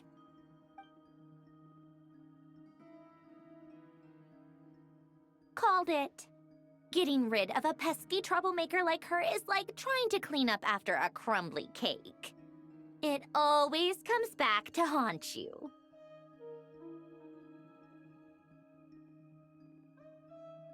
Our next step is to find a way to bring her back. A place where time flows backwards, with no destination in sight. Surely it must have been created for a specific purpose. But I fear the answers are buried deep in Tevat's history, held by great powers beyond our reach. It sounds like she's on a specific path through time, just traveling in the opposite direction to us. The question is, where does that path lead? Or will it keep going to infinity? We considered that question as well. Strictly speaking, time is not infinite. Indeed not. Every road has an end. Nicole! You sure love quietly sneaking in mid-conversation. I do, in fact. It's something I've always done at our mages' tea parties. Quiet, mysterious, and persuasive. You wonder what lies at the end of her road. Well, just as the world has a beginning and an end, so too does time. And so, the end of the road is the moment that Tevat was born. But where Miss Columbina will end up along this road, that depends on where this particular river of reverse time began. What about the original moons and the moon goddesses? Do they have a beginning too? All things do. In the beginning, no moons adorned the sky. It was the Dragon King Nibelung who raised the 3 moons into the heavens, and thus were the moon goddesses born. They were shadows of the planet, born to wield Nibelung's authority and oversee the world on his behalf. They were extensions of his will, manifestations of his majesty. But then one day, they disappeared just as suddenly as they had once been brought into being. Nobody knew where they had gone.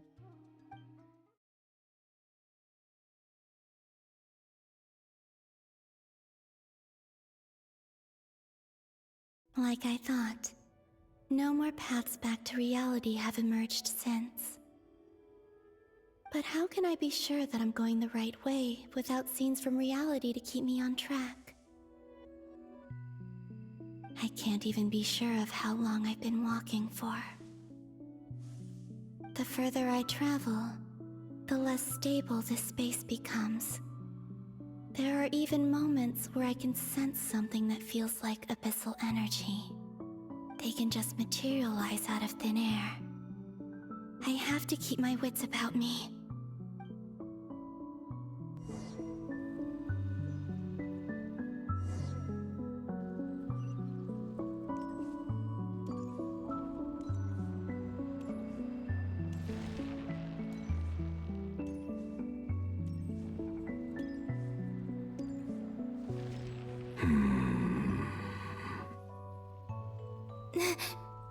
Is that the Ray here of Solnari? I can't believe he survived. How did he do it?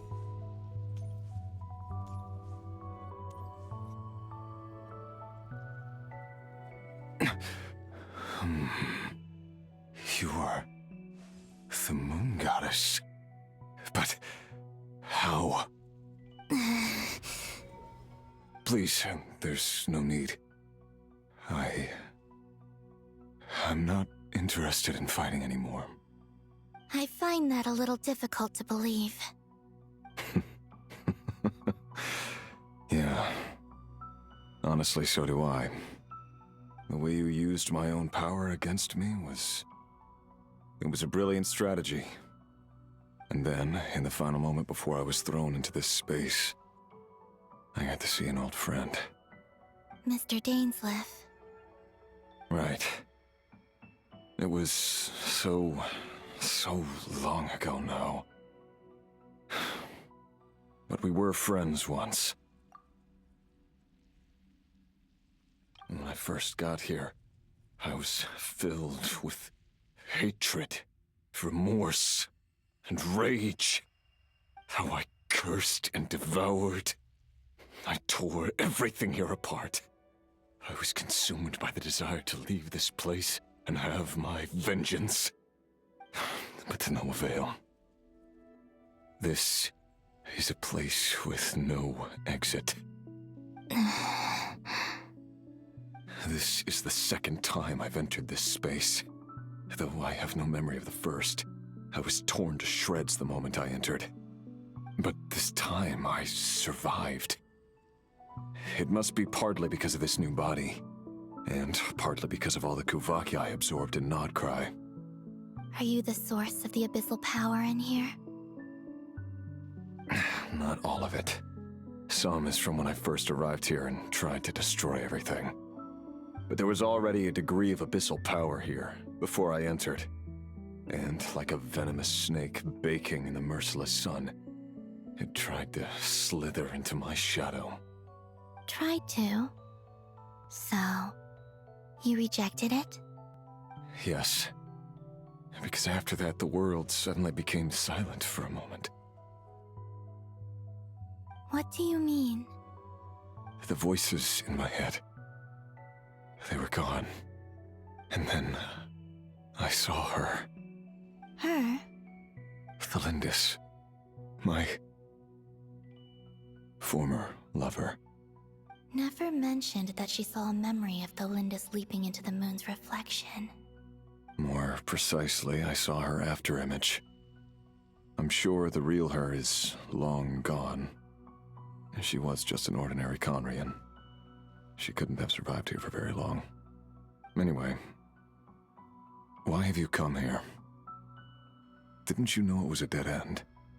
If I hadn't escaped through the moon gate, my friends would have been in far greater danger. Oh, I see. Because of your power. The power of a moon goddess. What? You'd like to know how I know, wouldn't you? The one who resurrected me said so. I could hear a deep lust for power in his voice. Do you mean... Dottore? Dottore. So that's what he's called. He'd been collecting fragments of my body for a long time, all so that he could resurrect me at the moment of his choosing. I had no interest in his research. But being as corroded by the abyss as I was, we were aligned as far as hunting the moons and recovering my strength were concerned. So that's why the Wild Hunt suddenly became so active in Nod-Krai. When I left the Fatui in my weakened state, Dottore must have felt that his time had come. Moon Goddess, could I ask a favor of you? What? I know this is a lot to ask, especially from someone who tried to kill you. If you refuse, I won't fight it. But this is the only thing I desire now. Nothing else matters. What do you want? I'd like you to take a message to Thalindis for me. Thalindis? But... Yes, she's dead. But like I said, I saw her afterimage. I can sense that some part of her soul remains here. Far, far ahead. Why don't you go and speak to her yourself? I can't. I don't know why, but I can't move freely in this space as you can. All I can see is a glimpse of her walking away. Just like the moment when I last saw her in life. In return, I will clear these abyssal obstacles for you. No, not in return. I'll clear them for you, whether you want to help me or not. It feels like something I ought to do. Why? Yeah. Why, indeed. I've been asking myself that question a lot recently. Why did I do the things I did? I'm tired of it all. Tired of the person I became. People used me. And then I turned around and started using others. I hurt a lot of people. I think I grew tired of it long ago. But I wouldn't admit it to myself. And ultimately, that's how I ended up here. What do you wish to tell her? All of it. My past. My mistakes. Everything that happened after we were separated. Is it okay if I give her the abridged version? Yeah, I'm sure there's plenty you can skip over. Just tell her the important parts. Whatever you think that means. Like the part where you relentlessly tried to kill us? It's up to you. Love demands honesty. But my relationship with Thelindis was built on lies. We hid too much from each other. But after living my whole life in the shadows, I don't want to hide anything anymore. I will do my best.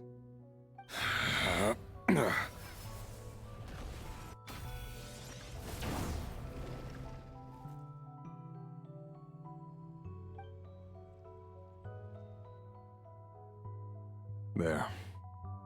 The abyss will no longer stand in your way. Even though Mr. Dainsleif felt he had to fight you, I think he still regarded you as a friend. Dane? He said that you betrayed him, but he also felt great remorse at never having understood what you were truly going through. Why tell me this? Because if he'd known that someone could take a message to you, I believe that's what he would have said. Thank you. It means a lot. I know this will sound strange coming from me, but don't die, Moon Goddess. I can tell that you're determined to get out of here.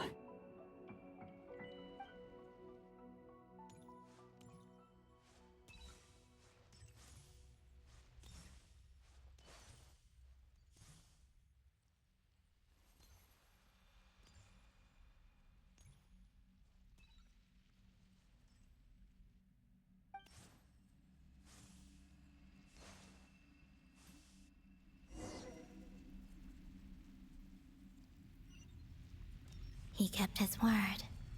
The abyss is no longer obstructing my path.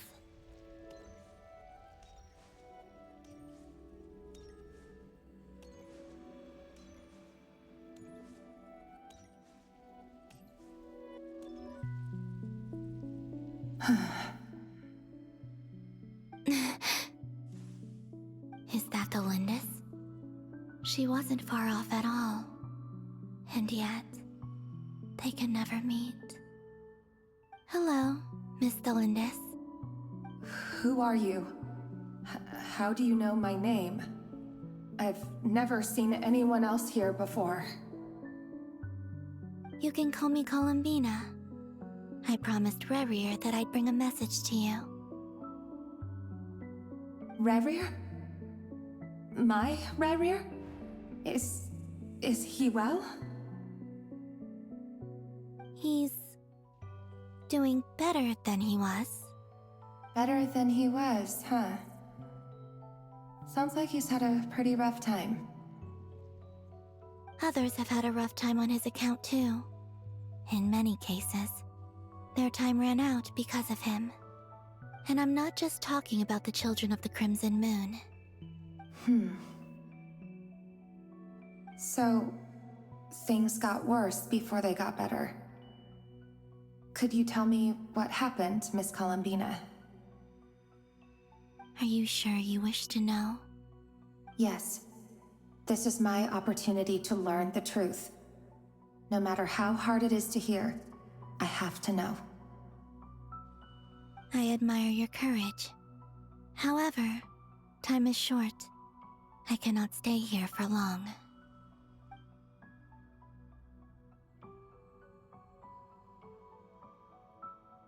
Rerir had seeds of hatred in his heart, and many people nursed them for their own ends. On some level, everything he did was to try and find a way to see you again. But in the end, he came to regret his mistakes. He wanted to apologize for hiding his past from you. Beyond that, he did not say specifically what it was he wished to convey to you, but I'm sure that you've always been on his mind. You are what has kept him going over all these years.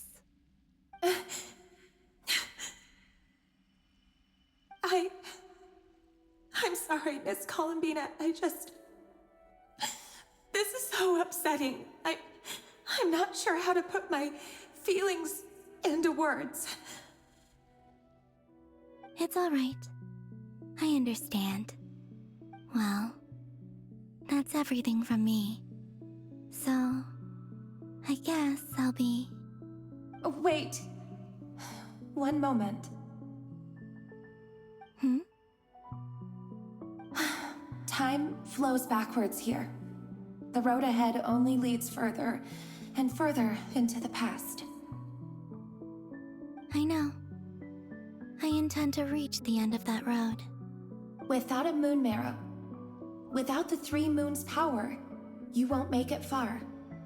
Wait, unless... Are you one of the moon goddesses? You could say that. I see. I often think to myself, if life is like a train ride, why haven't I reached the terminus? Where am I even going?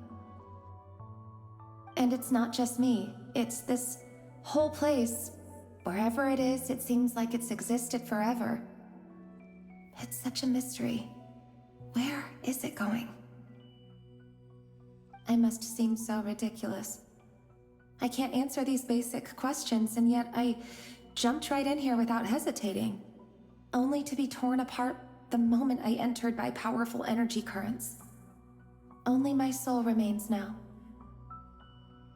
Thinking back, I was suddenly overcome with fear and terror in that moment.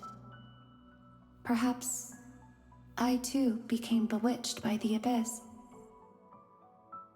I may have been the leverage it needed to control Rerir. I used to be a researcher at the Universitas Magistrorum in Conria, researching the iridescent moon's marrow. Eventually, I came to the conclusion that time in here flows in reverse. Rerir was one of the Vinster King's retainers. With me, he was in an impossible position. It plagued him constantly. I wanted to help him escape his lot in life. I wanted him to be happy, so I thought I'd use this place to return to the past. At the time, I thought I could just go back to the day that the Vinster King first found the princess. It was only after meeting the princess that the Vinster King started going too far with his research into the abyss. That was the day all of our woes began. I thought I could stop the king from ever meeting her and solve everything. I couldn't kill the Vinster King himself, so I had to find another way to save Rayrir. That's why I wanted to go back, to kill the person who had brought new possibilities to our realm. I'm sure it was a futile endeavor, but the Abyss probably enhances the basest human desires. So I naively hoped I could change everything. But I was simply too weak. Like a speck of dust against the whole universe. Look at me. I didn't even survive the journey here. Not physically, at least. I know I'm never getting out of here. But you're different. You can make it, and I want to help you. I owe you that much. How do you plan to help me? Have you noticed the golden energy that exists here? Based on my past research and my observations since coming here, I believe they carry you forward faster. I can share what I've learned, and help you understand the pattern in which this energy appears.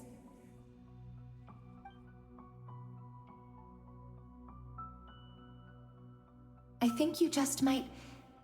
Now, I know you will be able to change the past.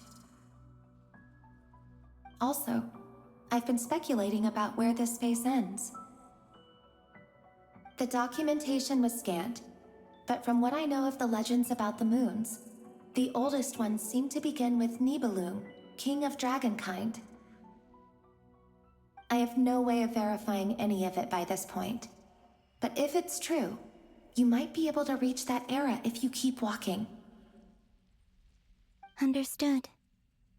Thank you, Miss Thelindis. I'm the one who should be thanking you. If you hadn't entered this realm of everlasting death, what use would my deductions be? Thanks to you, they have some meaning. About Rayrir, I'm so sorry. For everything. It wasn't your fault. That's not true. Because we both feared bringing trouble upon each other, neither of us ever told the truth. And that dishonesty sealed our fates. But enough about that. I wish you a safe journey, Miss Columbina.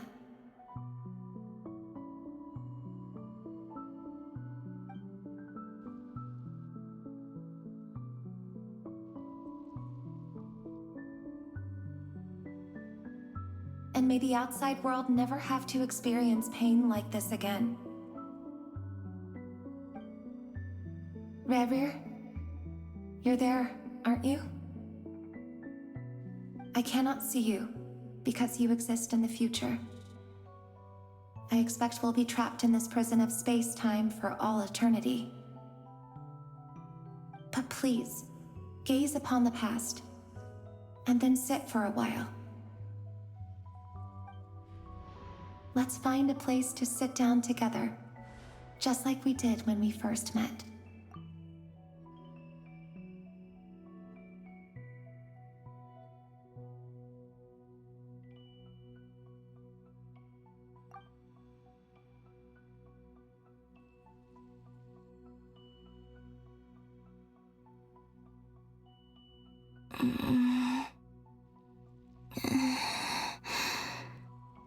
How long have I been walking? How much further till I reach the end? Is there even an end to be found? Everything's getting blurry.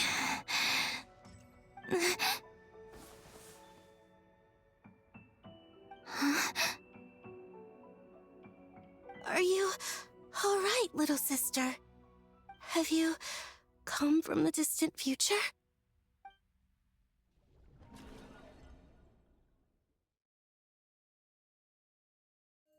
So, how exactly did the moons just disappear? Shouldn't it be a little harder to get rid of major creations like moons? The world is a vast and ancient place. On a certain scale, all life lasts for but a fleeting moment. Miss Nicole explained that the moon goddesses likely perished in the War of Funerary Flame. The moons themselves were also destroyed at that time, save for the Frost Moon, from which a new moon goddess was later born. Am I missing something then? 'Cause the stories say that the moon goddesses were born on the moon, but doesn't Columbina say she was born in Nod-Krai? Huh. You're right! Why do their birthplaces differ? What's the difference between the two generations of moon goddesses? Also, remember what Sandrone said? Her scans detected 4 moons. In other words, 4 moon marrows. Technically, the result of the scan means that 4 moon marrows were detected and positively identified as moons in that moment. In other words, this piece of information alone isn't enough for us to know how Miss Columbina is doing right now. Yup. We have no way of staying up to date on whether she's dead or alive. She's on her own for now. But at least she's trying her best to get back to us. Yeah. She's a tough cookie. And a sore loser, too. We have to trust that she'll find a way. Because we really need her power. As much as it pains me to say it, we've got no chance of beating Dottore in a straight-up fight. He's much too powerful. It wouldn't even be close. That maniac is going to devour everything in his path until he reaches us. We need to find someone or something that can stop him before he does anything worse. I'll be frank. Our only hope of defeating this false god is with a real moon goddess on our side. I'm not just saying this because Columbina's a friend and I want her back safe and sound. It's just the truth. And I know that even she was no match for him when he attacked, but I don't have a better solution. We're not giving up on saving her, whether she can defeat Dottore or not. Right. Don't worry, Miss Sandrone. We're all aligned on saving Columbina. No one's trying to argue that we can only justify saving our friend because it will help save the world. This is about multitasking. We want to save both. So, she's more than just a moon goddess to you guys? Absolutely. Duh! She's part of the gang! And you are too, you know. Yes, I know. You don't need to labor the point. I knew that the moment I came running over with my documents that I was part of the in-group. I mean, if Arlecchino can fit in, I certainly can. Anyway, as for how we get Columbina back, I've been working on it constantly. But I think I'm still lacking certain information about the moon. I'd probably get there if I could continue my calculations, but the problem is, I've run out of computing power. Computing power? You mean you need more energy? No, the issue isn't energy, it's processing power. There's so much data to get through that the whole process has just ground to a halt. That's a tricky problem. René de Petrichor of the Nautitzenkreuz Ordo once foretold the fate of the world. But I don't know how he did it. My guess is that he used the primordial sea's power. However, that won't work for me. His methodology was vastly different from my own. What's worse, they're incompatible. And, to top it all off, we can't even leave Nod-Krai. Ugh, this is so annoying. If I'd known we'd run into a bottleneck like this. Well, no, the design bureau's a bust as well. Curse that Dottore! Couldn't have made this harder for me if he tried. Oh, what do we do then? How about we grab a bite to eat and take a break? Maybe something will come to mind after you've cleared your head. You don't get it, do you? I'm trying to calculate the fate of an entire world here. And I need accurate results, not vague prophecies. Where the heck am I gonna find the computing power for that? Ahem. Anyway, time to shelve the discussion on technical difficulties. Being a killjoy isn't very ladylike, after all. Either way, we've done what we can. Rest well, everyone. Remember to let us know if anything new comes up. Hat guy? Is he hinting that we should talk outside? Let's go somewhere a little more private. You know that Dory went back to Sumeru, right? Yeah, she mentioned she was planning to head back. Things aren't looking good for Nod-Krai. She's gone to spread the word so that Sumeru has a chance to prepare for the worst. From what I know of Dottore, there are two possible reasons why he hasn't made a move yet. One is that he's still working through some kinks in his new powers. The other is, he wants to see how we're going to react. He'll easily devour everything eventually, so I guess he's in no rush to make it happen. The first false god he made was me. Now it's his turn. Even though my records were erased from Irminsul, Dottore's ideas haven't changed one bit. He once told me that becoming a god was like turning yourself into a hungry wolf or giant serpent to devour the moon. Clearly, he began studying the moon goddess's powers long before he even tried making a god. He's always wanted to get his greedy hands on divine authority one way or another. And in the end, he devoured the moon where I failed.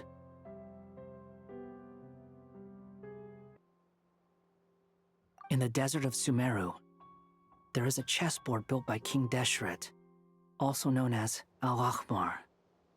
I don't know if it was a real game, or if he was just trying to challenge his servants and citizens in some way. But creating games and setting rules, gods do that as a matter of course. That's the kind of power Dottore craves. Now he has the Trilunar Authority. His power is leagues beyond the common people. I don't think there's any point in other nations rushing to the front line. They're better off focusing on defense and hoping they can fend off any threats that spill out from Nod-Krai. Either way, Dory will inform Lesser Lord Kusanali, and she will contact the other gods in turn. The Seven will have some recourse available. If nothing else, their protection should keep the rest of the world from descending into chaos as quickly as Nod-Krai has. So on the bright side, even if Nod-Krai is doomed, your friends in other nations won't be in any immediate peril. That's good to know. But I'm not ready to give up on Nod-Krai yet. There's a word for people who refuse to let anything go. It's called being greedy. Maybe it sounds greedy to you, and probably naive too. But whatever you call it, that's what gives me the determination to keep fighting. Battles are fleeting, but the will to fight is a long-term commitment. Give up for even a moment, and your resolve will shatter. Why do you always feel the need to do the right thing? No one is born to be a savior. I mean, who's gonna criticize you if you fail or give up? Don't take this the wrong way, but Dottore said something similar to me. I guess the Fatui attracts people who don't believe in saviors. Not necessarily. It's less about belief for me. I just want to know how determined you really are. After all, I don't owe anything to anyone else here. Only you. You look kinda worried. If your arch-nemesis was about to achieve their ultimate goal, I think you might feel a little worried too. That's true. Dottore is about to become an omniscient, omnipotent deity. That's gotta be a bitter pill to swallow. Still, you're calmer than I expected. Obviously. I have to admit that my past self was a reckless fool who misunderstood not only the point of revenge, but how to achieve it. And as much as I want my vengeance, I know I'm not gonna get it by acting alone. If the world's taught me anything, it's to think before I act. Too bad it never taught me any other virtues, though. So, I am going to destroy Dottore, no matter what it takes. So, what's your plan? I'll get to that. First, tell me, What do you think of Sandrone? Just like Paimon said, she's a friend, part of the gang. How much do you trust her? This is a serious question. Think carefully before you answer. Although she's with the Fatui, she has her own values, and she's helped us a lot. If nothing else, she's clearly going the extra mile for Columbina. I see no reason not to trust her. If you say so. In that case, the three of us need to talk. I have some thoughts about her computing problem. It can be solved, but it will come with a cost. How much? If I can afford it, I'll cover it. Sometimes your heroism really backs me into a corner. You know that? Come on, let's go talk to her.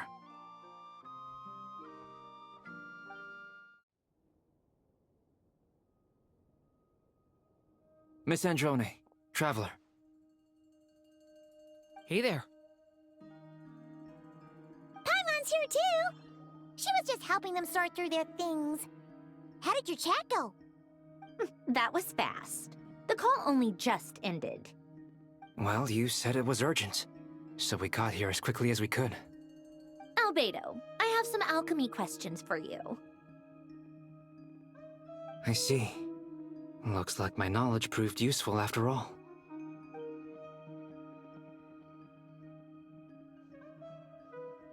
If I might ask, what is the end goal for the modified formula you'll be using? I needed to predict the future of the entire world.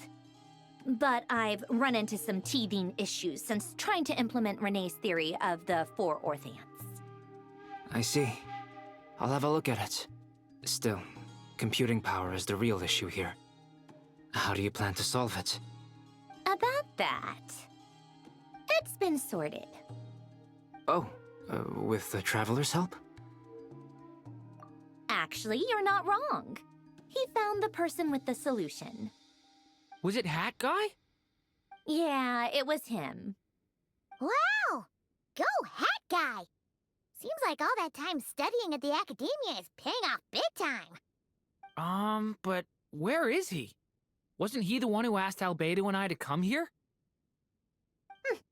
Come with me.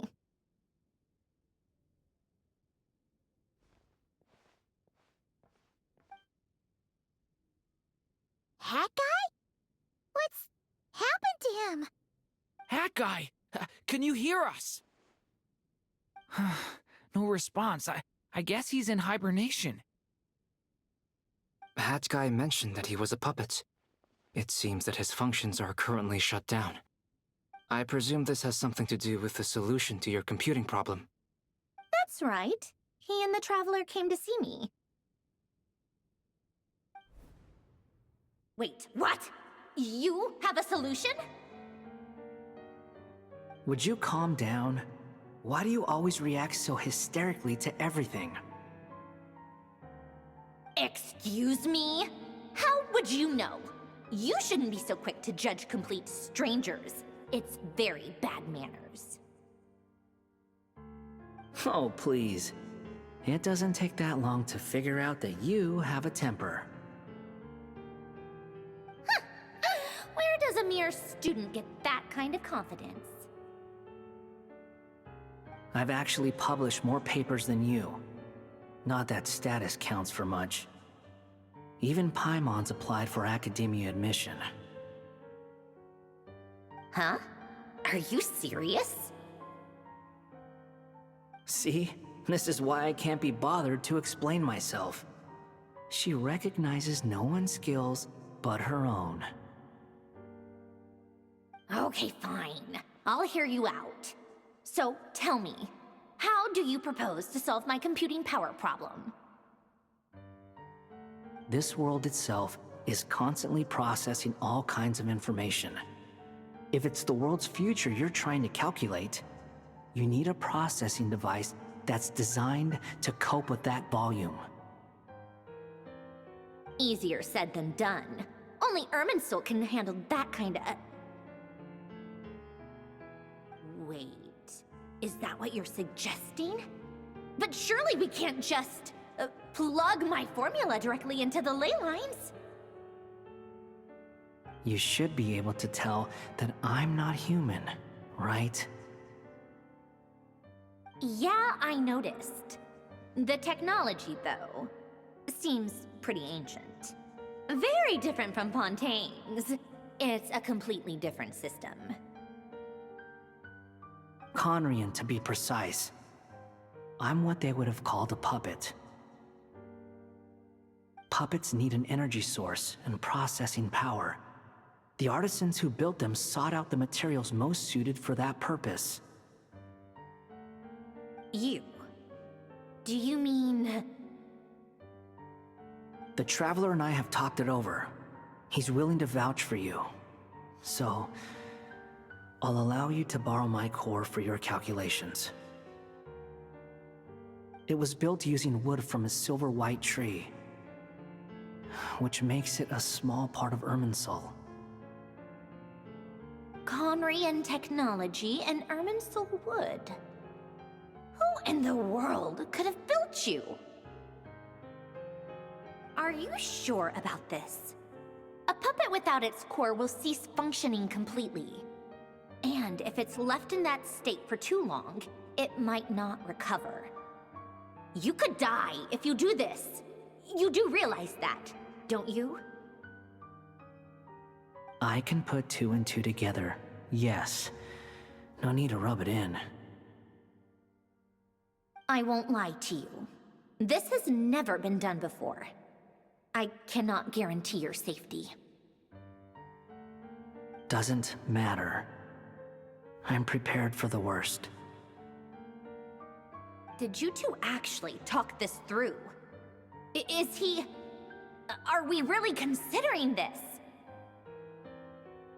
Yes, we discussed it. The bottom line is, he trusts me, and I trust you. Let's give it a shot, shall we? Honestly, I have no clue where this kid even came from. But for whatever reason, he lent me his core to use in my formula. I'm very close to finishing my calculations now, and the core is currently in use. So I'm sorry, but I can only show you a sketch right now. This is what the core looks like. A silver white branch. It certainly matches the legends told about Irminsul. Is Hat Guy gonna be okay? He's not gonna die, right? Right? In theory, he should be fine. As long as we put his core back in time. Beyond that, all I can say is that I'll try my best to avoid risk and make sure the core doesn't sustain any damage. I think I know why you called us here now. Someone needs to watch over his body and make sure it's protected until the process completes. Correct. He said that the only ones he trusts here are you two, and the Traveler. And the Traveler will have other work to do. He will have our undivided attention. Aw, Hat Guy. On a more positive note, things are progressing steadily on my end. I'll call everyone in for a meeting once the results are out.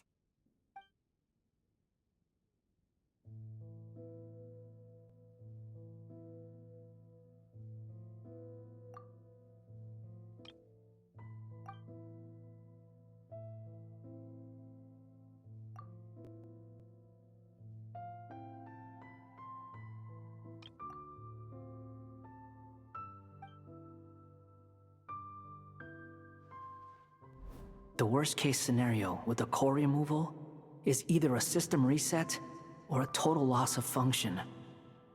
But I'm not afraid. A quiet death should have been my fate long ago. A core is completely different from a heart. It's like another vital organ entirely. I never believed it could be a true replacement for what I sought. But in the end, it turns out the core was more useful to me. Pretty funny when you think about it. It's like the punchline of my entire life. Do you think there's any difference between a puppet and a human? If not, then this would just be another samsara. I have already experienced both a past life and a next life.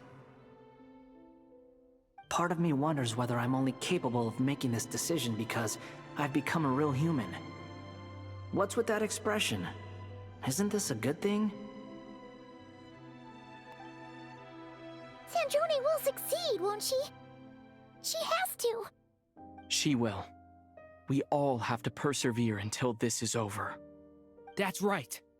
And I'll protect you all until a moment of victory arrives.